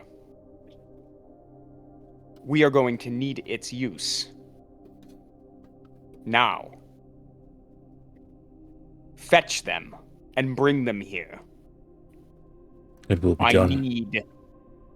I need that stone used. Find them right away. What waits a medical? He looks to two paladins nearby and says, "Go with him. Show him the way." Let's move quickly. And, yeah, they will rush you inside as the cavalry will begin its controlled retreat.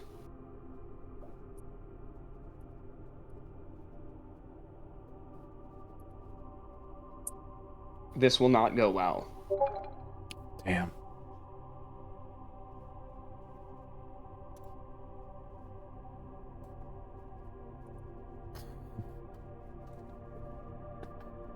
Yeah, this will not go well.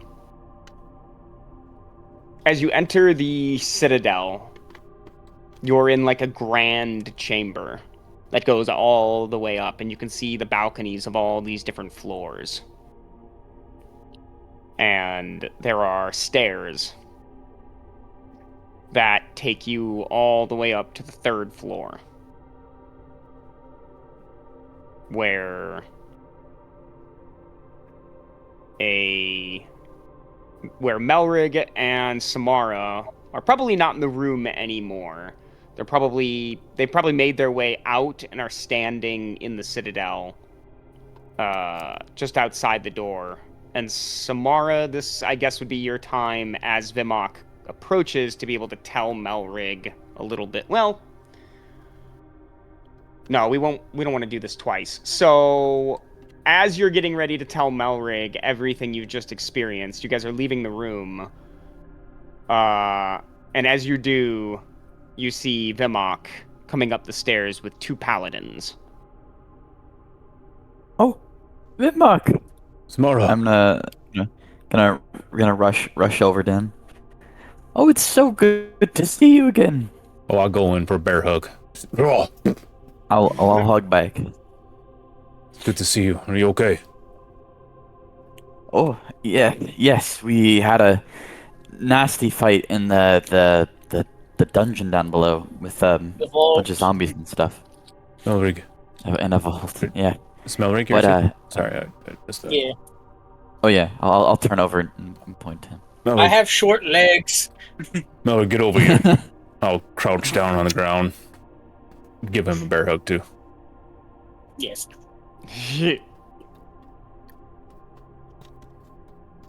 It's good to see you both standing.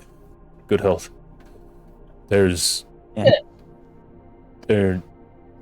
There is an army at the gates. Monsters that... outside these gates? Yes. We're being assaulted. But... Melrigg. Monsters out of the gates from the meteors. We can talk more later, but St. Neil said that he needs the use of the artifact that you found. I don't know what he's talking about, but whatever it is, he needs it. Yeah. It is needed. Samara, we can walk and talk. Let's go. Yes, of course. Let's start. Let's rush in. The paladin will escort you guys. We're like kind of doing like a little fast walk. Anyways, so we found down the tunnel. We found this seeing stone. Dragon's Very tear. powerful thing. Seeing Oh yes, the stone. dragon's tear. Well, it's from what Kane said. It was the dragon's tear of the dragon god. I think is how he phrased it. Kane, And you mentioned like- an army. like Yes. Lathalas, Kane. Well, more of Yes. the mummy and ancient spirit of Kane, but yes, That's a lot to take in. Yeah. just a little bit. But he did mention before handing over the stone that it could be used against armies, so we can put that to the test. Well, hopefully that's true. Can you believe it? He was still alive down there. Well, he Man, was still conscious down there. I was Alive gonna is say- a kind word for yeah, describe him. nothing down there was alive besides us. The rest were No. just husk. Yeah. He had servants though. He did have servants. Well, to be fair, the servants were people who tried to enter the vault to get the power. Except I guess He that would have been one of them. the Ghast. But Yeah. we killed them all. Well, we killed the ghouls in the gas. Kane kind Yes, of we didn't just. kill Kane. Kane kind of gave. He accepted Eh, that we were prophecy people and handed the stone over he went to a after a while. farm up lake. So honestly, he might still be down in the vault right now, just slowly dying, but it's fine. I don't even know what to say about all that. Yeah, it's a later thing. Wow.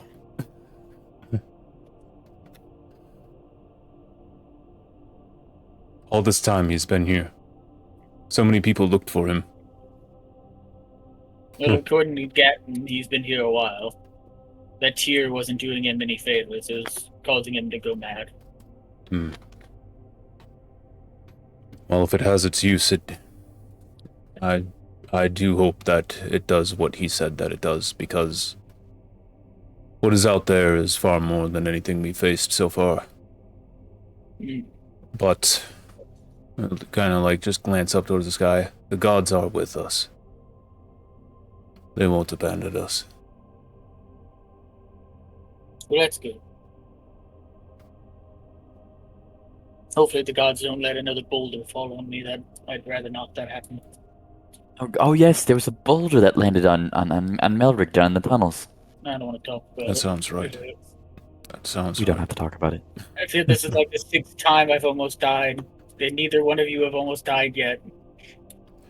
But I have learned in the great value of enlarge and reduce, thanks to the boulder and Kane. They did shrink Kane in the boulder. It was very funny.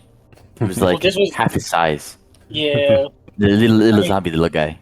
I mean, to be fair, they did honestly, you kind of cheated that man out of his scrolls, but Well, they went to good use, and I unfortunately wanted to use them later on, but you know, you gotta, when you're fighting another godkin, you're trapped under a boulder.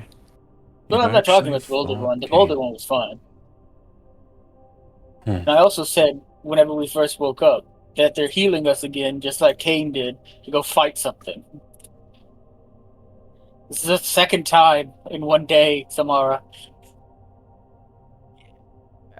Not to mention, but we got this orb, and the orb is making my hands very numb. This is also true. Yeah, Wait, I what? think.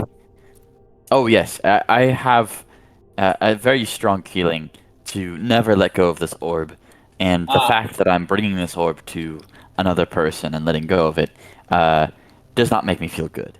But I also have a strong feeling that that is just how the orb works, and that I need to get over that. I think it does.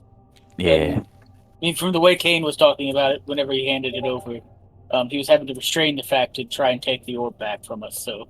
Yeah. I feel this is just going to be a natural thing for the future. Yeah. I think once we are done with this whole saving the world business, I don't think I should ever touch this orb again. Oh, no, I mean, not I at all. desperately want to keep a hold of this thing for the rest of my life, but I also recognize that it is probably going to make me as obsessive. Well, So, I mean, we can always just lock you in the vault like they did Kane. that is true. And I mean, it's not like he's occupying it now. So, I Can you bring me down some servants every now and then? Yeah, sure. We'll let in a couple people trying to take the orb. And He did mention that it could extend my life. Yeah. I mean, not So- like in a good way, because, I mean, you saw him. No, but- yeah, that's true. There's one Ah. thing I have to put in there, but give me a second. Insanely fascinating. Yes. Oh, talk about We've had so many encounters. Samara got stabbed a bunch with poison darts. Oh. lots of poison darts. I almost died at least 2 times. I was gonna say, I feel like we each almost died like 2 or 3 times, and that was before Kane healed us and almost killed us. Yes. Kane, he was a real champ. He gave us all of our spells back and healed us. which was not a If- great sign. Yeah, he was very confident in his abilities, and he was correct. he was correct to be that confident. As soon as he did it, I was like, "Oh well, this isn't going to end well." No. Because you only do that if you know that you're going to win anyway. Yeah. And let's be honest, if he hadn't have given up, probably would have. Yeah, I was on my last legs. I tackled him. I tackled him to do something with my last breath. But it turns out when you tackle a guy like that, he kind of gives up, or maybe Listen. he was just running out of spells. I don't know. Well, to be fair, if he hadn't have given up, I was going to smack him. I was going to keep smacking him in the face with my hammer that was ignited in fire. So I mean, Oh yes. it's not like he really had a choice at that point. Oh. And the Furious Guardians would have came out again. As I'm touching this orb, I have obtained unbelievable knowledge about it. You two have been through so much. I'm sorry I wasn't Oh, here. we also met a king. Well, Yeah. another one. One that like actually was nice. Are you talking about the dwarven fella at the fort? Absolutely. You met a He dwarven wasn't a king. very nice guy. Yes. Though he was an above ground king, which is kind of unusual.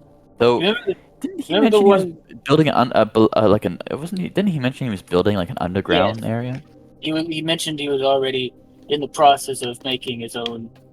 Well, more of expanding. He's already been building one. It's more of an expanding. Yeah. Dwarven. Though it Underground. sounds like he'll be receiving a lot of dwarven He doesn't know that yet. refugees and never mind. Oh, we're not going to talk about that then. It couldn't have I been. look into my orb and I see what's happening and Yeah, It couldn't have I been touch the orb. Oh Dor Derol. no. No. no, he No, this was was- You remember the one Leviticus mentioned? The one that he confused me for? That guy. I do recall, yes. Yeah, we met that guy. No, it turns couldn't out he have was a been king. Dor Derol. As I was traveling back through Elithria, there is news of Dor Derol. Oh, It's gone. Oh, well. it's gone. There was some As sort in, of attack. Like, They're all dead. like all of them? a whole From- dwarven From hold. from what's been being spoken. Well, They're gone. how do they know As- they're all dead if the only reason they would know that is if someone left? Well, whatever survivors or whatever the situation is, they're just saying that the dwarves are dead in Dor Derol. Well, it's the last western dwarven mountain. Well, not anymore. Well, yeah, not anymore technically, but But yes, the last of the, established ones, yes. yes, yeah. Hey, remember one of his titles? Well, actually, multiple of his titles I don't think hold true anymore. Well, yes. That's the funny thing about titles. You can just kind of hold on to them forever. They don't really go away unless they're stripped of you. Exactly. And if the entity that no longer bears that title, well, I can't really strip that title away from you. Exactly. But No one will claim the name Vashna but me. Do you think we do could? you? Do you think we should have me send a message to Leviticus to tell him that we're not dead? It couldn't hurt. Weren't we supposed to like meet him again in like a week? To return? I'm sure he assumes we've headed out on our quest. And also, it's been like a month. I'm just gonna send him a little message. Maybe he's dead. Oh, this is also true. Oh, that guy? No. Seemed like a very intelligent wizard. But I guess life is, these are difficult times, and life is funny like that. Well, yes, but I feel like, I mean, as powerful as a wizard that he seemed to be, if someone killed him, then Mr. Mr. Paladin, and/or cleric, how far are we from Saint Gatton? You've been standing in front of him for the last 5 minutes. No, this is you guys can talk about anything as much as you want. This is kind of one of those moments where like you're on the way, right? But this is, for role-playing purposes, you have, as much time as you need to be able to talk about this type of stuff. I mean, it's been a little bit since the party has been together. Hence, by the way, the break in recordings for the viewers. So no, don't worry about that. You will arrive at St. Gatton when you need to. A wizard That's is good. precisely on time, right? In this case, the party is.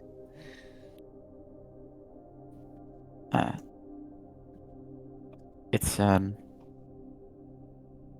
been good to catch up with you again, Mark. It's good to be back. What a time to get back. Oh yes. We wouldn't go to hell without you. I still don't know how we're gonna do that, by the way. We did just obtain an artifact that allows us to foresee and to basically see the future a little bit. Well, I guess that's true. I mean, it's not like there'll just be a random portal to hell somewhere. It wouldn't be right in front of us. I don't think these things are from hell. Hmm. There were portals from the meteors. Hmm. What these things look like, they don't look anything like what any of the texts have described of devils. These are To be something fair, else. Unless the text was directly from Gatton's point of view and his own testimony, we don't really know what they look like. No, what he described them as, I don't think these are it. It could be another species of them. Could be. I mean, who all knows truly what's in hell? I mean, Gatton could have seen maybe 1% of what it is.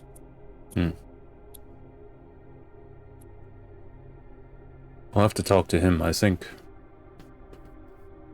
I think he might be able to get us into hell. It's through whatever mountain range, the Tartarus, or wherever he went, found the entry.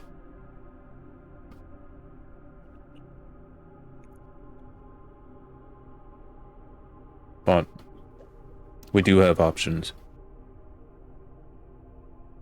There's that wizard in that Leviticus knows.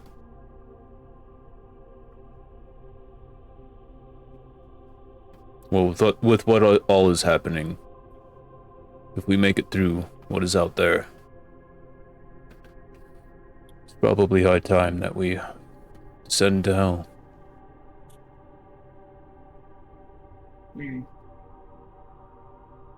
What a thing Would to it say. be- I know.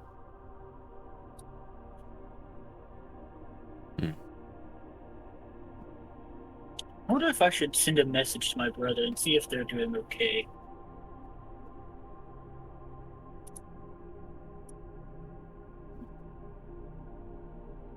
Where do they live? But they live north of the mountain range that Dorderall was on.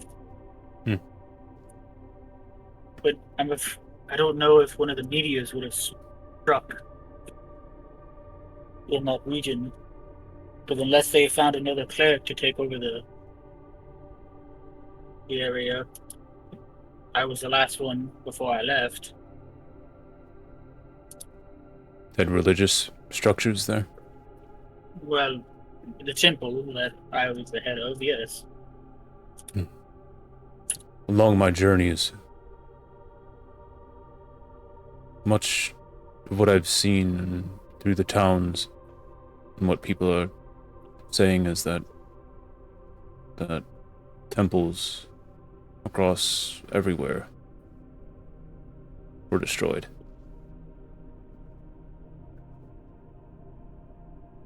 Hmm. Well, luckily the house and shop was on the opposite side of town, really, from where that would have been. But I also don't know how my brother or mother would react if I sent them a message in their head. Could be alarming just to hear a voice in your head. A Probably. little weird. Well, you know.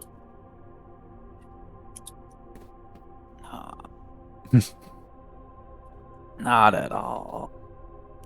Happens Totally all the normal thing that time. happens every day. You know, you just hear a voice like, "Hey, how are you? Are you alive?" Well, it'd be more of like, hey, are you okay? Oh, You wait, hold guys on. aren't constantly Actually getting counts. sending messages every day? Well, you know, I Just not cast so telephone. many spells every day. You know, I swing and chop and yell, kick. Very Look, powerful. I want you to try something. Hmm. I'm gonna hand him the orbiculum of Raminia. This orb can do like a lot of stuff. It can do scrying, it can do mind reading, it can do telepathy type stuff. Grab it. Yeah. See like If the you want, you swirling can. waters. Shake it. If you wanted to try, if you wanted to try like casting a spell, you could always cast a spell with this. But it's all mind stuff though. Well, upon touching it, simply holding this object attunes you to it. Oh. Grab it as like an infinity stone. Oop. Whoa. It's it's very powerful. I see space and time. Wait. I'm trying to send you the actual. Wow, I can't get rid of. You can't just copy Holy paste. cow. Yeah, I can, but Discord doesn't like that because I'm not one of its premium members, so it Oh, will lame. only let you send a message that is so long. Oh, they did They that do be now? doing that, yeah. Yeah. That's something they did. So I'm going to see if I can post it here in Roll20, which might be a little annoying because it's going to be kind of small print, and I'm very sorry about that. Whoosh. Oh. Okay. Yeah, you're going to have to go up. Click, react, add, reaction, edit, forward. I don't know why there's emojis in this. I have no idea. add, edit, forward, more. Oh yeah, look at this weird format that it had to put it in or something. I don't know. I think it's because the oh my lord, is that the laugh? Is it like doing the Yep. Yeah, it's so that's so weird. There's no Because emoji. you- Oh, it's because I put it in I copied it from Discord and Discord put its Yes. weird faces in there. Yes, yeah. It's like it's Oh. doing the thumbs up, click to react type thing. It's That's doing very annoying. the reaction things you can do to it, but it's adding it in for each image. That's very annoying. Wait, what if I were to just post it in the D&D chat? Do you think it'll let me do that? Let's test No. that. Maybe. Not at all. Not allowed. Sorry. Oh, wait. No. I don't want to use this text again. I don't want that. Absolutely not. I gotta go back to the clean text here. Bit. Oh my goodness. Okay, I'm just gonna have to do this in the pieces that I did it before. So hang on. I'm going to be posting these in pieces.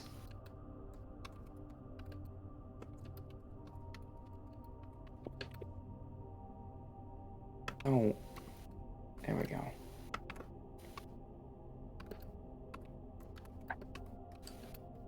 Here's piece number 2. Oh my gosh, it wants to do that again. No, delete that.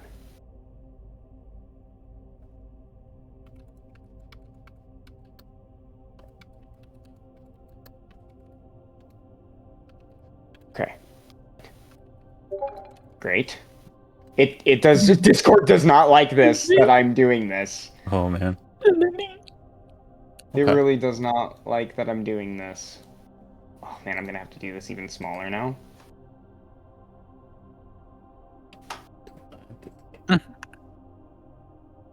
I'm just a big fan of the funky little noises. Wait, where am I? Okay. Now I'm right here. Oh yeah, there's a lot to this.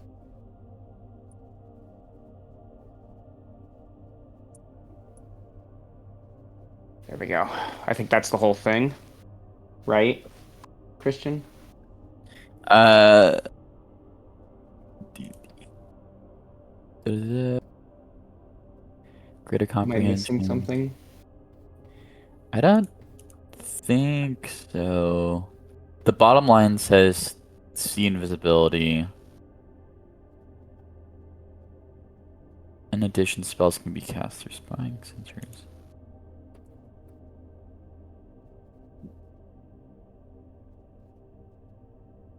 Yeah, I think this is everything, yeah. It should Okay. be. So it has all of these effects? Yes. Oh man. If somebody wants to read these out, so, you know, there's a viewer comprehension of this. Yeah, so I'll read the whole thing.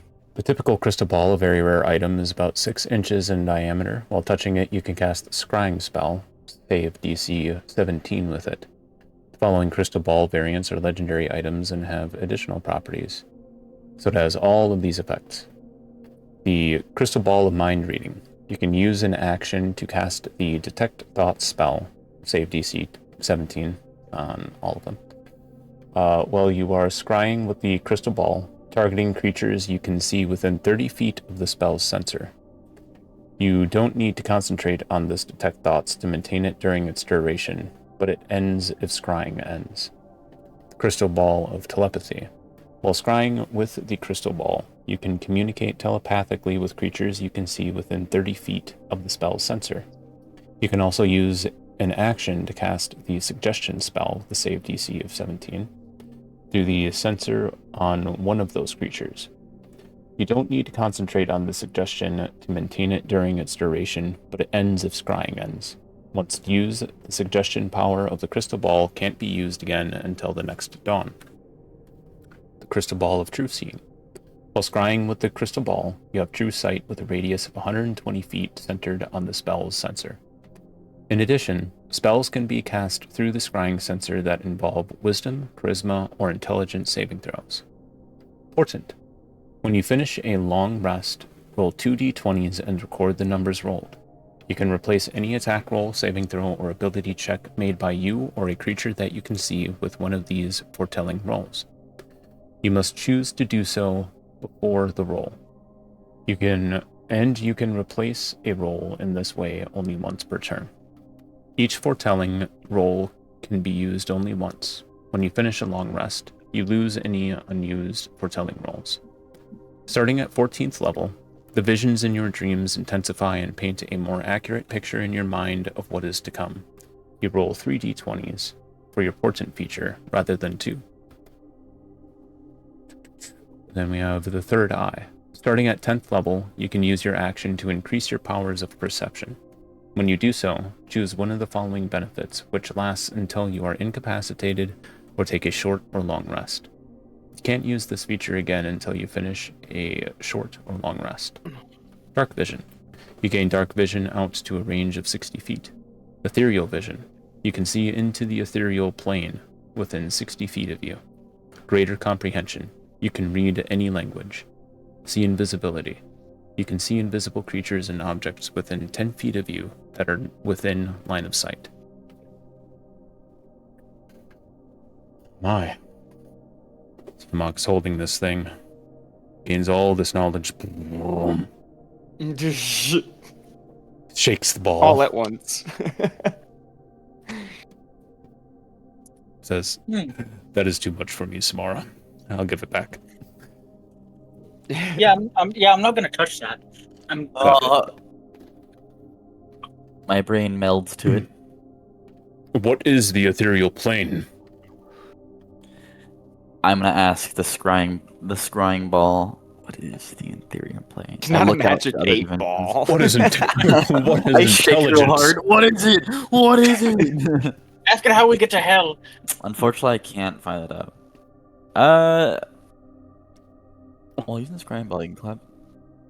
That thing gave me a headache. I'm gonna raise up the crystal ball. I'm going to cast telepathy. I'm going to speak to Gorgon with my mind via the sensor. Okay. Hello, Gorgon. No, right.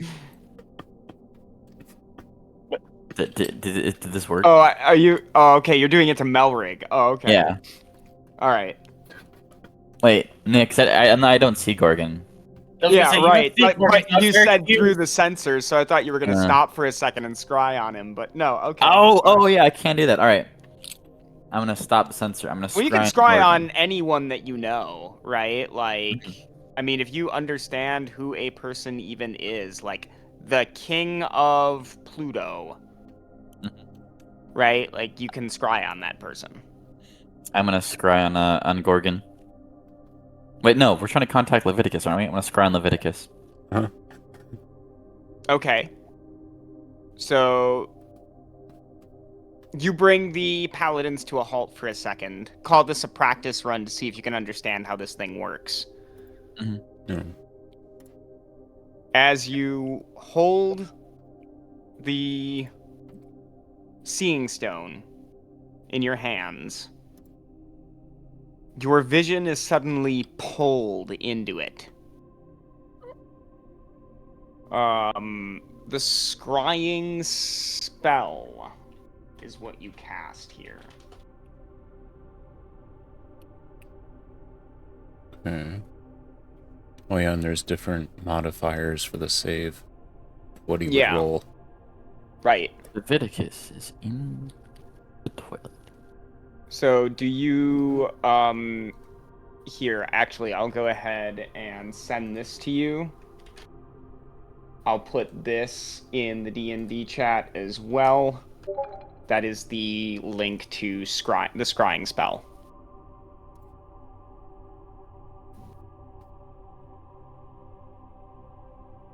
Alrighty. It can fail the saving. Oh, so it's them. It's them rolling it then. Yep. Okay. So we would be first hand knowledge. Yeah. Do I have a likeness and or Do we have any possessions of his? I don't think he gave you anything. No. Actually, still a lock of hair. Yeah. No, it's just a 0. It's a flat So he gets a 4. Oh, I'm gonna start spying on him. Come on, Leviticus. So, well, he's not in his tower. He's in the toilet. He is actually, Leviticus is in a very dark place. Oh. And you hear a in the distance. Coughing. Leviticus dying? There's like dripping water sounds. Boy. Is he in the dungeon from earlier? Where he was holding the Catman? Catman. It certainly seems to have that kind of environment. I don't know if you get dark vision through this. That's kind of what I'm trying to figure out here. Because there's no light in here. Um, I'm gonna cast telepathy to communicate to him. okay. What do you say? Hello, Leviticus. This is Samara and Melrigg and Vimak. We're calling to let you know that we didn't die, and we made it to St. Gatton's fort. We also went to Fort Forge Keep, which apparently we didn't know this is actually ran by your good friend Gorgon. He's doing great. Apparently bad things are happening at Dordoral, but I'm sure you know about that. Um, we are calling to let you know that we're okay. And call us back. I don't know how you can. If you have any more information on Hell and how to get to If you would Hell. only slow down, I could stop and tell you. No, sorry. Hi. Hello. I'm not quite in a position to help you. Oh no, that's understandable. You hear a rattling of chains coming Oh, from him. are you locked up or something? Indeed. What the what the hell happened to you, buddy? Well, it's a long story, and Mhm. suddenly there's a thud, like a shudder in the ground. Uh, is there like a short version you can give us real quick? Do we need to come save you? I don't know if you can afford the time. Ah, This place is falling. ah. Do you I made a mistake. void creatures? I don't know what's out there. Hmm. But there's clearly been a battle happening above my head for hours, a day. I'm not sure. Look, never mind me or what's happening here. You have your own path to follow. I am being patient. I'm waiting. Ah, It is all I can do right now.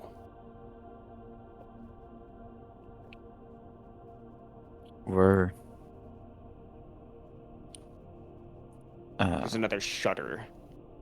And you hear little pieces of stone falling onto the ground.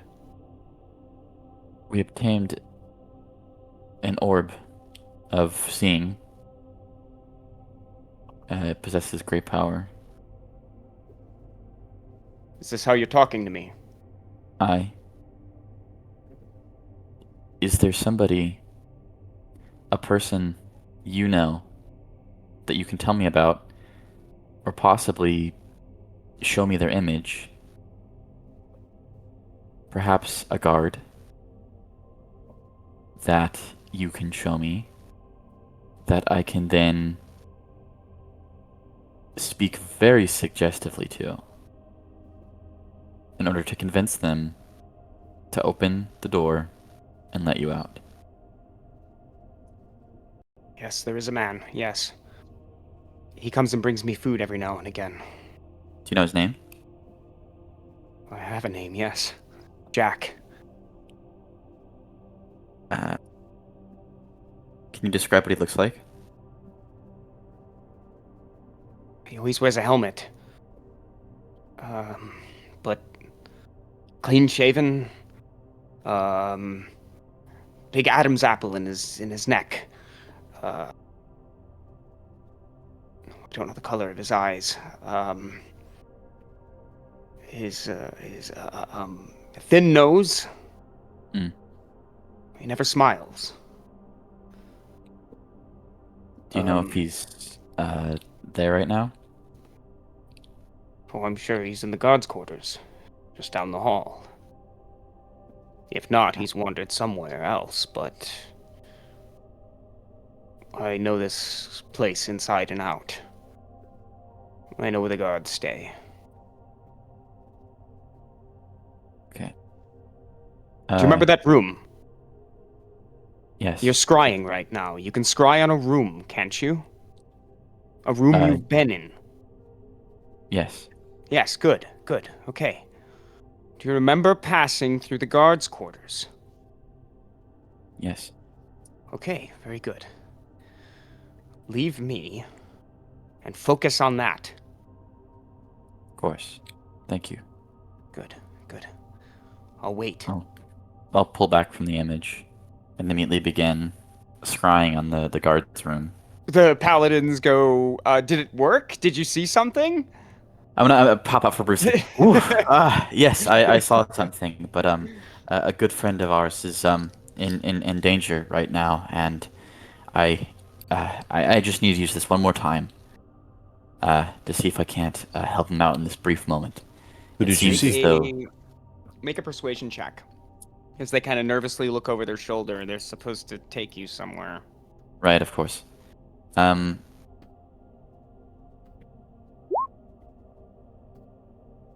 17. Okay, alright, go ahead. Fine. Just don't bring this up. Well, Thank if you. he asks you, tell him, but I'm uncomfortable with this, but go. No, understandable. Many blessings to you. And I immediately start scrying on the guard's door, on the guard's room. Okay. I don't know how scrying on a room is gonna be. I'd say I'm gonna give it a flat roll. Hmm. Okay, and it fails. Okay, good. So suddenly you peer into the guard's room. Now I need to roll for the chance that the man is in here or not.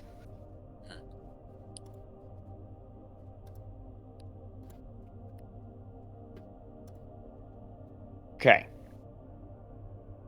He is asleep. Mm. His feet kicked up on the desk, right? Most of his armor is off. He has that laying leaning against the wall, next to where he's propped up in his chair. I'm going to cast telepathy, and I can cast any spell in there, right? The powers of this orb are very specific. They're powerful, but very specific. So you can cast spells through the scrying sensor that involve or Wisdom. invoke a wisdom, charisma, or intelligence saving throw. Gotcha. With the exception of, suggestion being built into the telepathy one. Like, that one is built into this ability, specifically. Right. And that I'm has gonna a set DC. I'm Sorry. gonna cast third level. Wait, no, it's suggestion or intelligence, right? SP charisma or intelligence. Or wisdom. Basically any of the mental stats.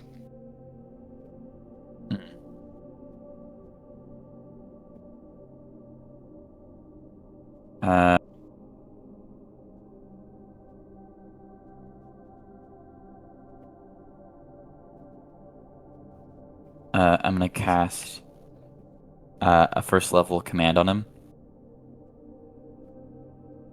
Okay. That's a saving The- throw, right? Yeah, just to awake. Ooh. Okay, he rolls a natural 1. Okay. So he just hears the words awake, and he suddenly opens his eyes. Whoa. That was a weird dream. He kicks his feet down, shakes his head for a second. Cast suggestion.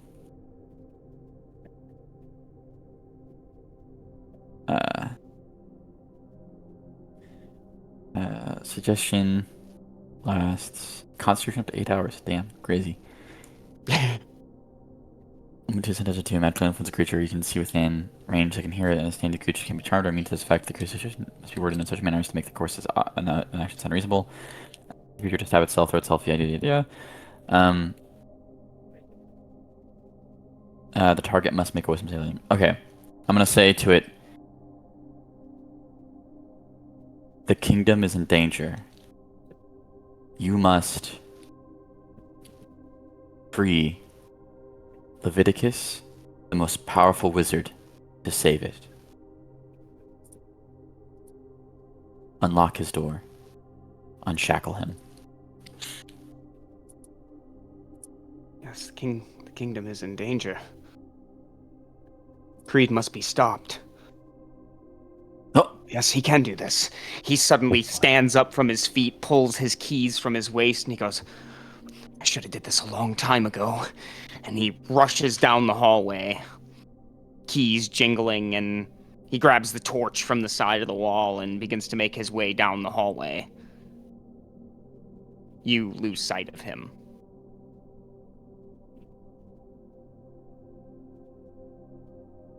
I'm gonna pull back from the scrying. Okay. I think that should do it. Okay. You pull back, and the paladins immediately are like, okay, good, you know how it works. Let's go. Yes, thank you so much. Good. They begin to kind of rush you guys along. And I'm gonna like speak to Paul. Leviticus was imprisoned. You can talk to them in their head.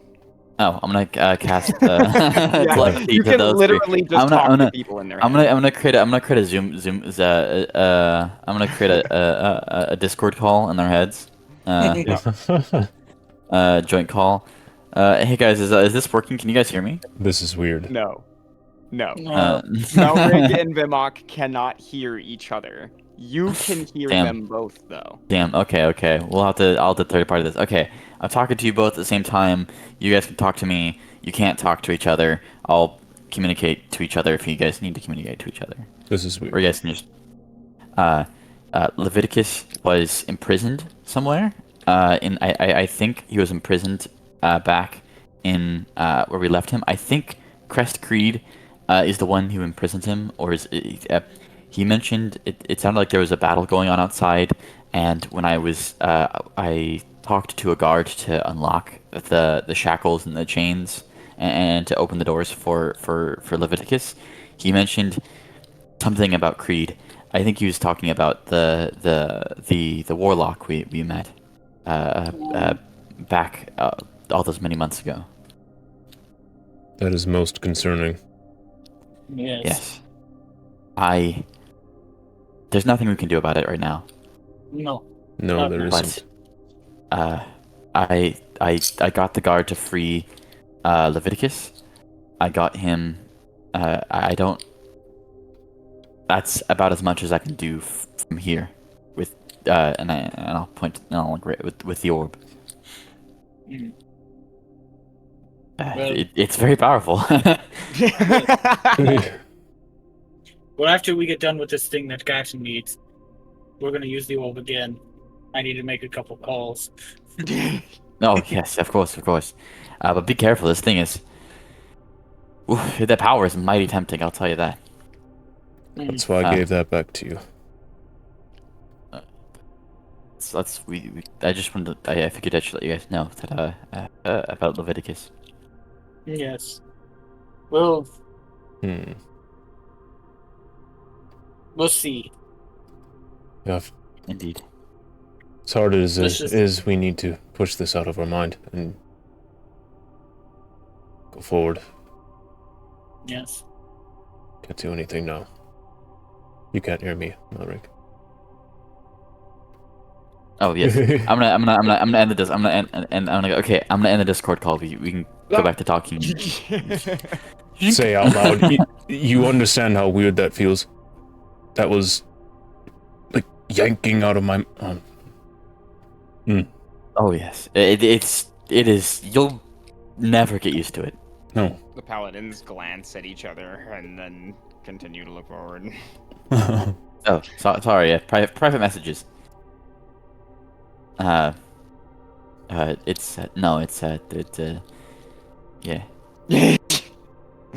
guys have You a lot of guys, stairs in this place. Yes. You guys are led into the outer courtyard again and taken to where Neil was. But his voice booms across the courtyard as he is up on the wall now. And you can see a long series of stone steps that lead up to the wall. And he points down. Go, Pale River! To me, up here! Oh, yes. I'll sprint up the stairs. As you get to the top, all of you, he immediately looks to you, like grabs you by the shoulders, and he goes, "Look!" and points out beyond the sea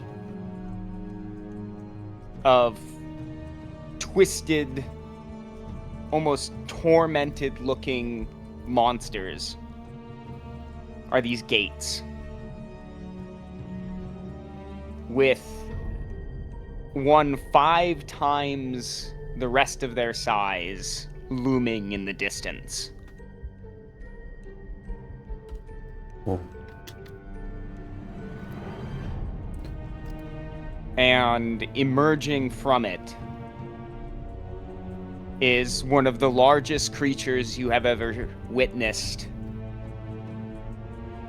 in reality.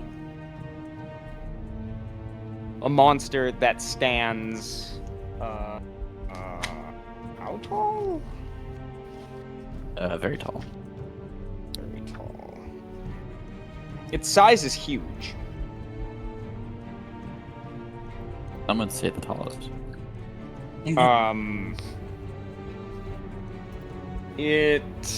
Let me see if I can get an image here.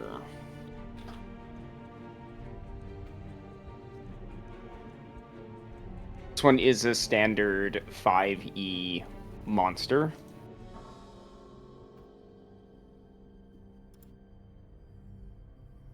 Here we go. That's what I think it is. That's scary. Ooh, this shows its stat block. I don't want that. I just wanted to find like an image. But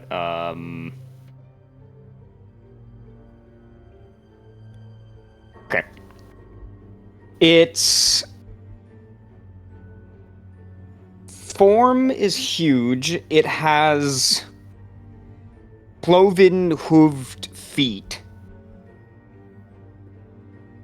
with 2 animal-like appendages, right? That go up to its midsection. Standing kind of hunched over is a creature that would resemble, I suppose, maybe like a demonic bull. I've just taken a picture of it in the monster manual here. I'm gonna go ahead and share it in Discord.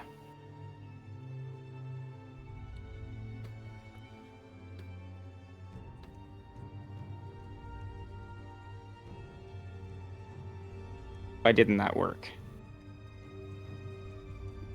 Share to Discord. Okay, there we go. Now it pulled up the right thing. Oh. It didn't pull up the window. Wow. Here we go. I know it's sideways. Sorry about that.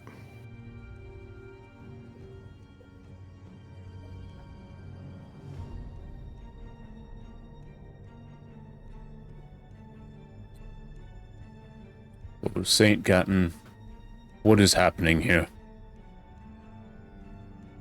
I don't know. Never have I seen such chaos. Our cavalries were eaten alive. A quarter of them only made it back. It was a slaughter. Said that you needed that orb.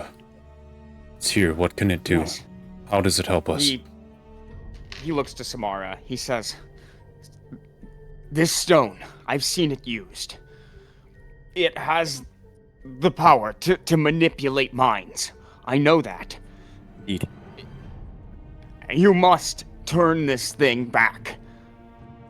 This thing, and he points to the off in the distance of this creature, which is now roaring, and it almost overshadows the thunder in the sky. I'm gonna immediately scry to its location. Your vision suddenly accelerates across the battlefield before you have clear picture HD 4K 5K imaging of this terrible monstrosity. Really, 10K. 10K. I'm gonna cast the suggestion on it. You cannot. Ooh. Didn't you? Oh wait, no, you used command, didn't you? No, you did Yeah. use suggestion. I did do suggestion. It's only one day. If you look at it, Until once the used, the next dawn. suggestion power of the crystal ball cannot be used again until the next dawn. Okay, so like, I'm gonna speak this out loud. Okay, so like, let's just say, for the sake of the argument, I have already used the suggestion. No, Kane used the suggestion Hypothetically. spell. Hypothetically speaking, is there a way to reset this thing, like, real quick? Turn on an I'm off gonna- button here. We're screwed. do you have Mr.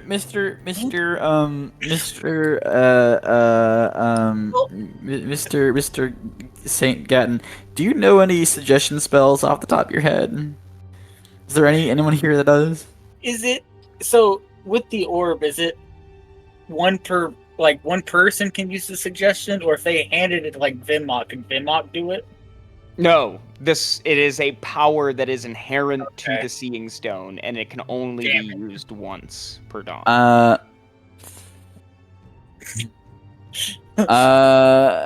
At this point, you may be the only person that can cast anything through it that would be useful.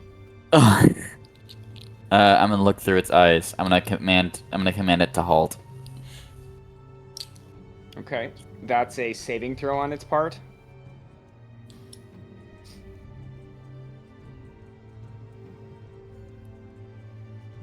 What kind of saving throw is it? Wisdom? Yeah. Gets a 12. It fails. Okay. Where before it was beginning to lumber forward, it suddenly stops. Gonna And begins command. to, like, roar at himself out of frustration. I'm gonna command second level word flee. Flee? Mhm. Can you read that to me?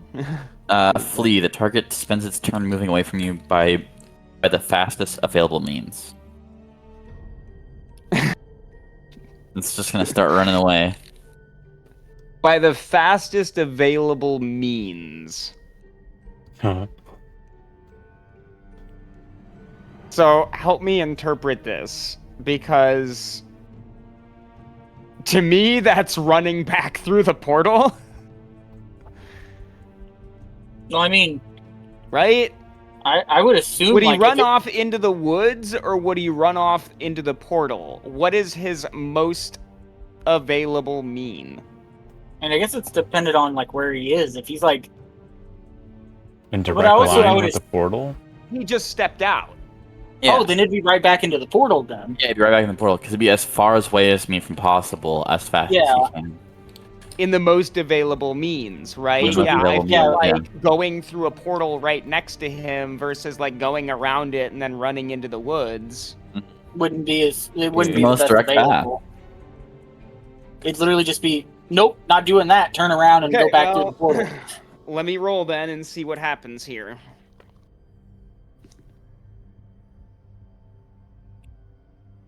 Uh, 16.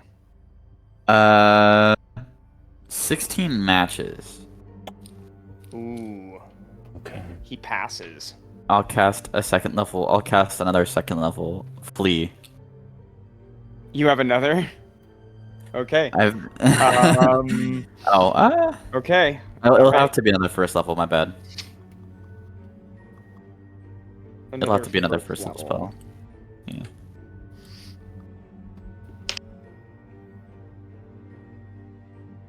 Wow. Wow.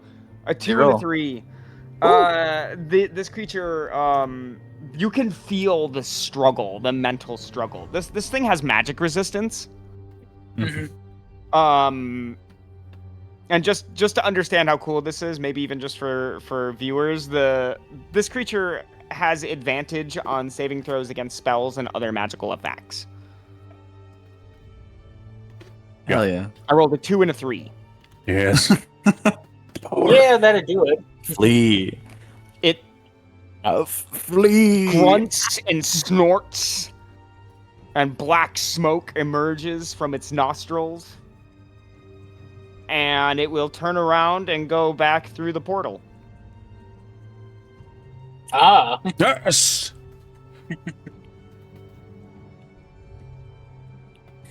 Another. Woo. Yeah. You did it, Samara. I. Great. Now what stops it from coming back? You know, what that's do you a mean? good question. How do we close the portal? How do we close the portal? I don't know. How did it open?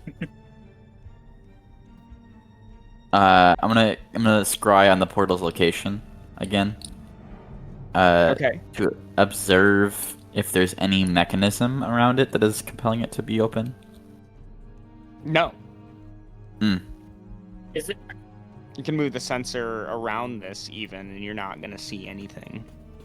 Can I have the sensor enter the portal? No.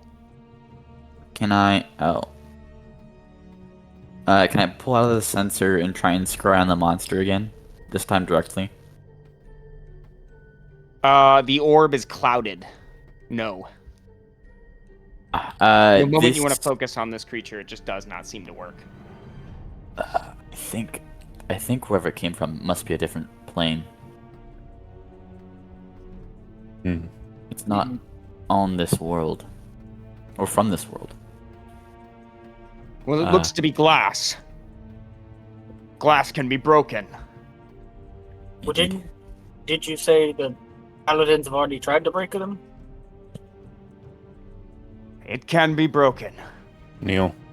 It has to. Well, Do you guys have any? Do you have any catapults or siege artillery? We have a couple of trebuchet on the high walls. We've been unleashing them, but as of right now, more ammunition is needed. It's being brought up. Have any of you tried to hit the portal? No.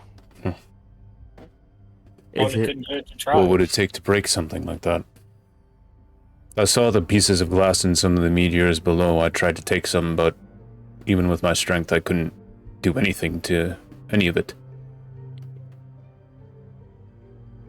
Do you have a potion? Do you have? Is there anybody on your? Is there anybody here that can cast Featherfall? Why? No. I figured you could launch us 3 at the portal, and we can try and shut it down. You know, normally I would say, are you out of your mind? But honestly, at this point, it doesn't sound like a terrible idea. We have nothing to hit it from here, then we have to go down there. Yeah. We have to find a way. And that would be the fastest way to get down there before that monster can come back. I'll look over to Neil, Saint Neil. I'll pull out the book that we've been carrying, that he's written, like, all his stories and everything that he's done. Mm-hmm. Is what you wrote in here true? Tymorias granted you this type of power. Of course. Will you come with us? A smile spreads across his face. I'm one step ahead of you. She's actually already on the ground by the portal. It's just we're talking to her projection. Yeah, he's already casted Featherfall on himself. He's He's actually winding his arm back at the moment and about to grab us and chuck us. he's gonna yeah. He's actually strapped explosives to his back and he's gonna rocket jump over there. Oh no, what What? he does is far cooler. Oh, okay. Oh, what is? Oh, Hogwarts right he has behind them. wings, doesn't he? Maybe. Maybe. I only say that because that's the image that's on Roll20. Maybe. Maybe. This guy flies us down there. So, he will...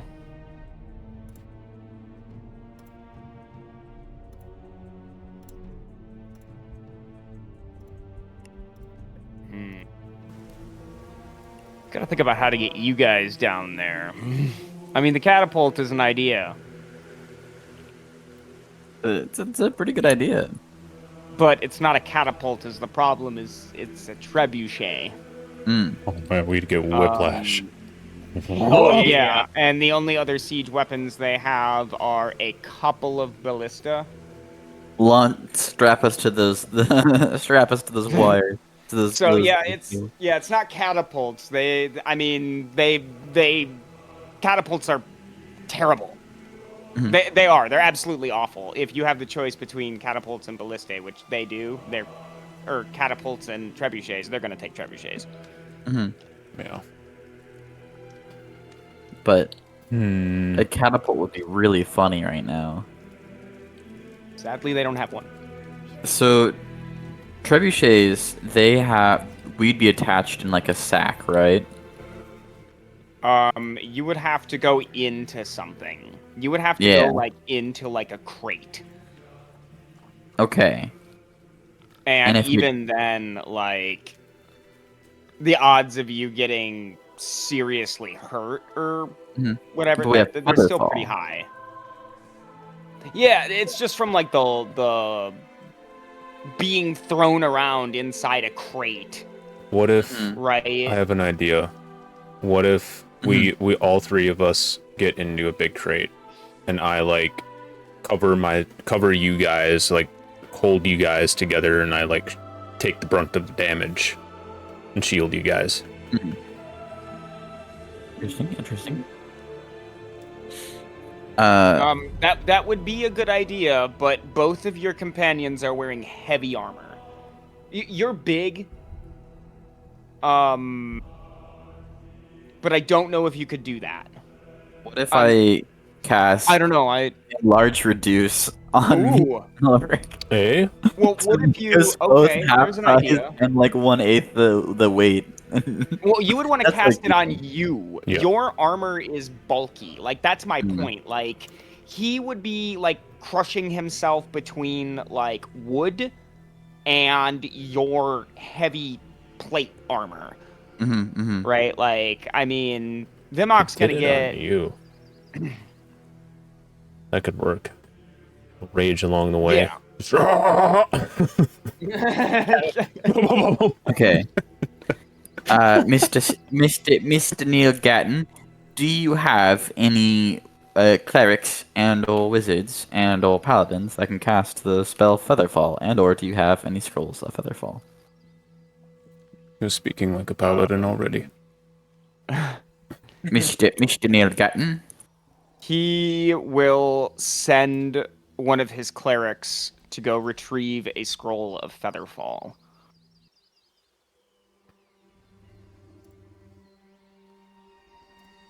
And this is what feels like such a long wait, because everyone's watching this big portal.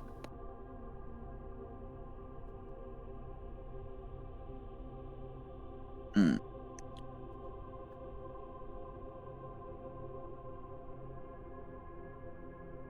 something does begin to emerge, Oh.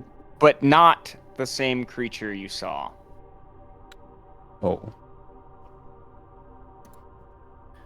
First, what appears from the portal are... I would like to get the name out here. Samara, you'll hear the echo of that voice you heard before as you're staring into the portal. And you'll hear that word again, which comes out as Nihilari. Right, without the freaky tone, without the accent. Nihilari. Nihilari. Nihilari. That is the name in Naphus for demons. Oh. From the Latin nihil, meaning nothing. So these are the nothing people? Or the people of nothing. Mm. Those of nothing.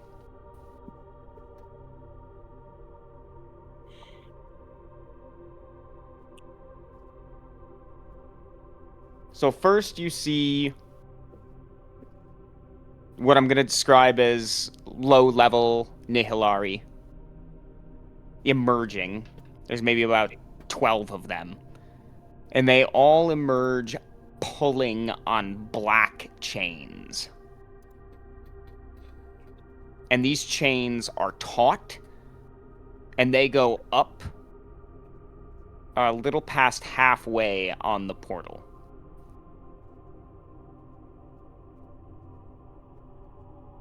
They pull for a short time before a larger creature wrapped in chains emerges. One that looks like almost a humanoid face warped in terror, with its eyes missing and its head, specifically its cranium, severely distorted, bloated, blown out on one side. Its mouth is filled with jagged teeth, and its nose is completely missing.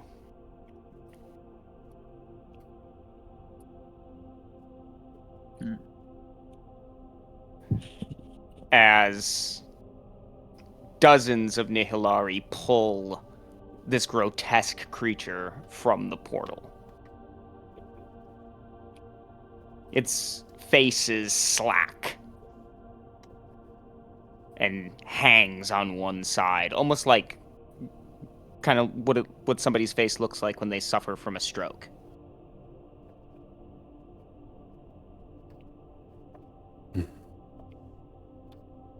Take off my backpack, drop it on the ground. Take heart, everyone. Cling to the gods. They'll see us through this.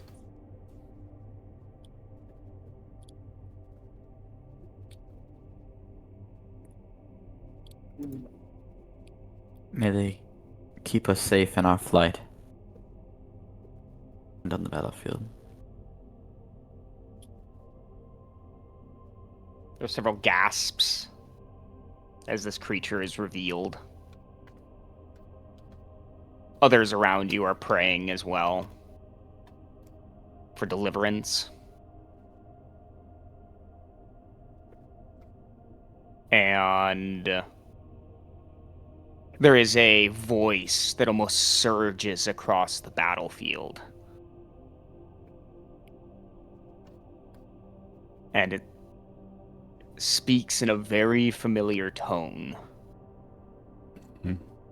Your prayers will not be answered here. Your cries fall on deaf ears, but mine hear.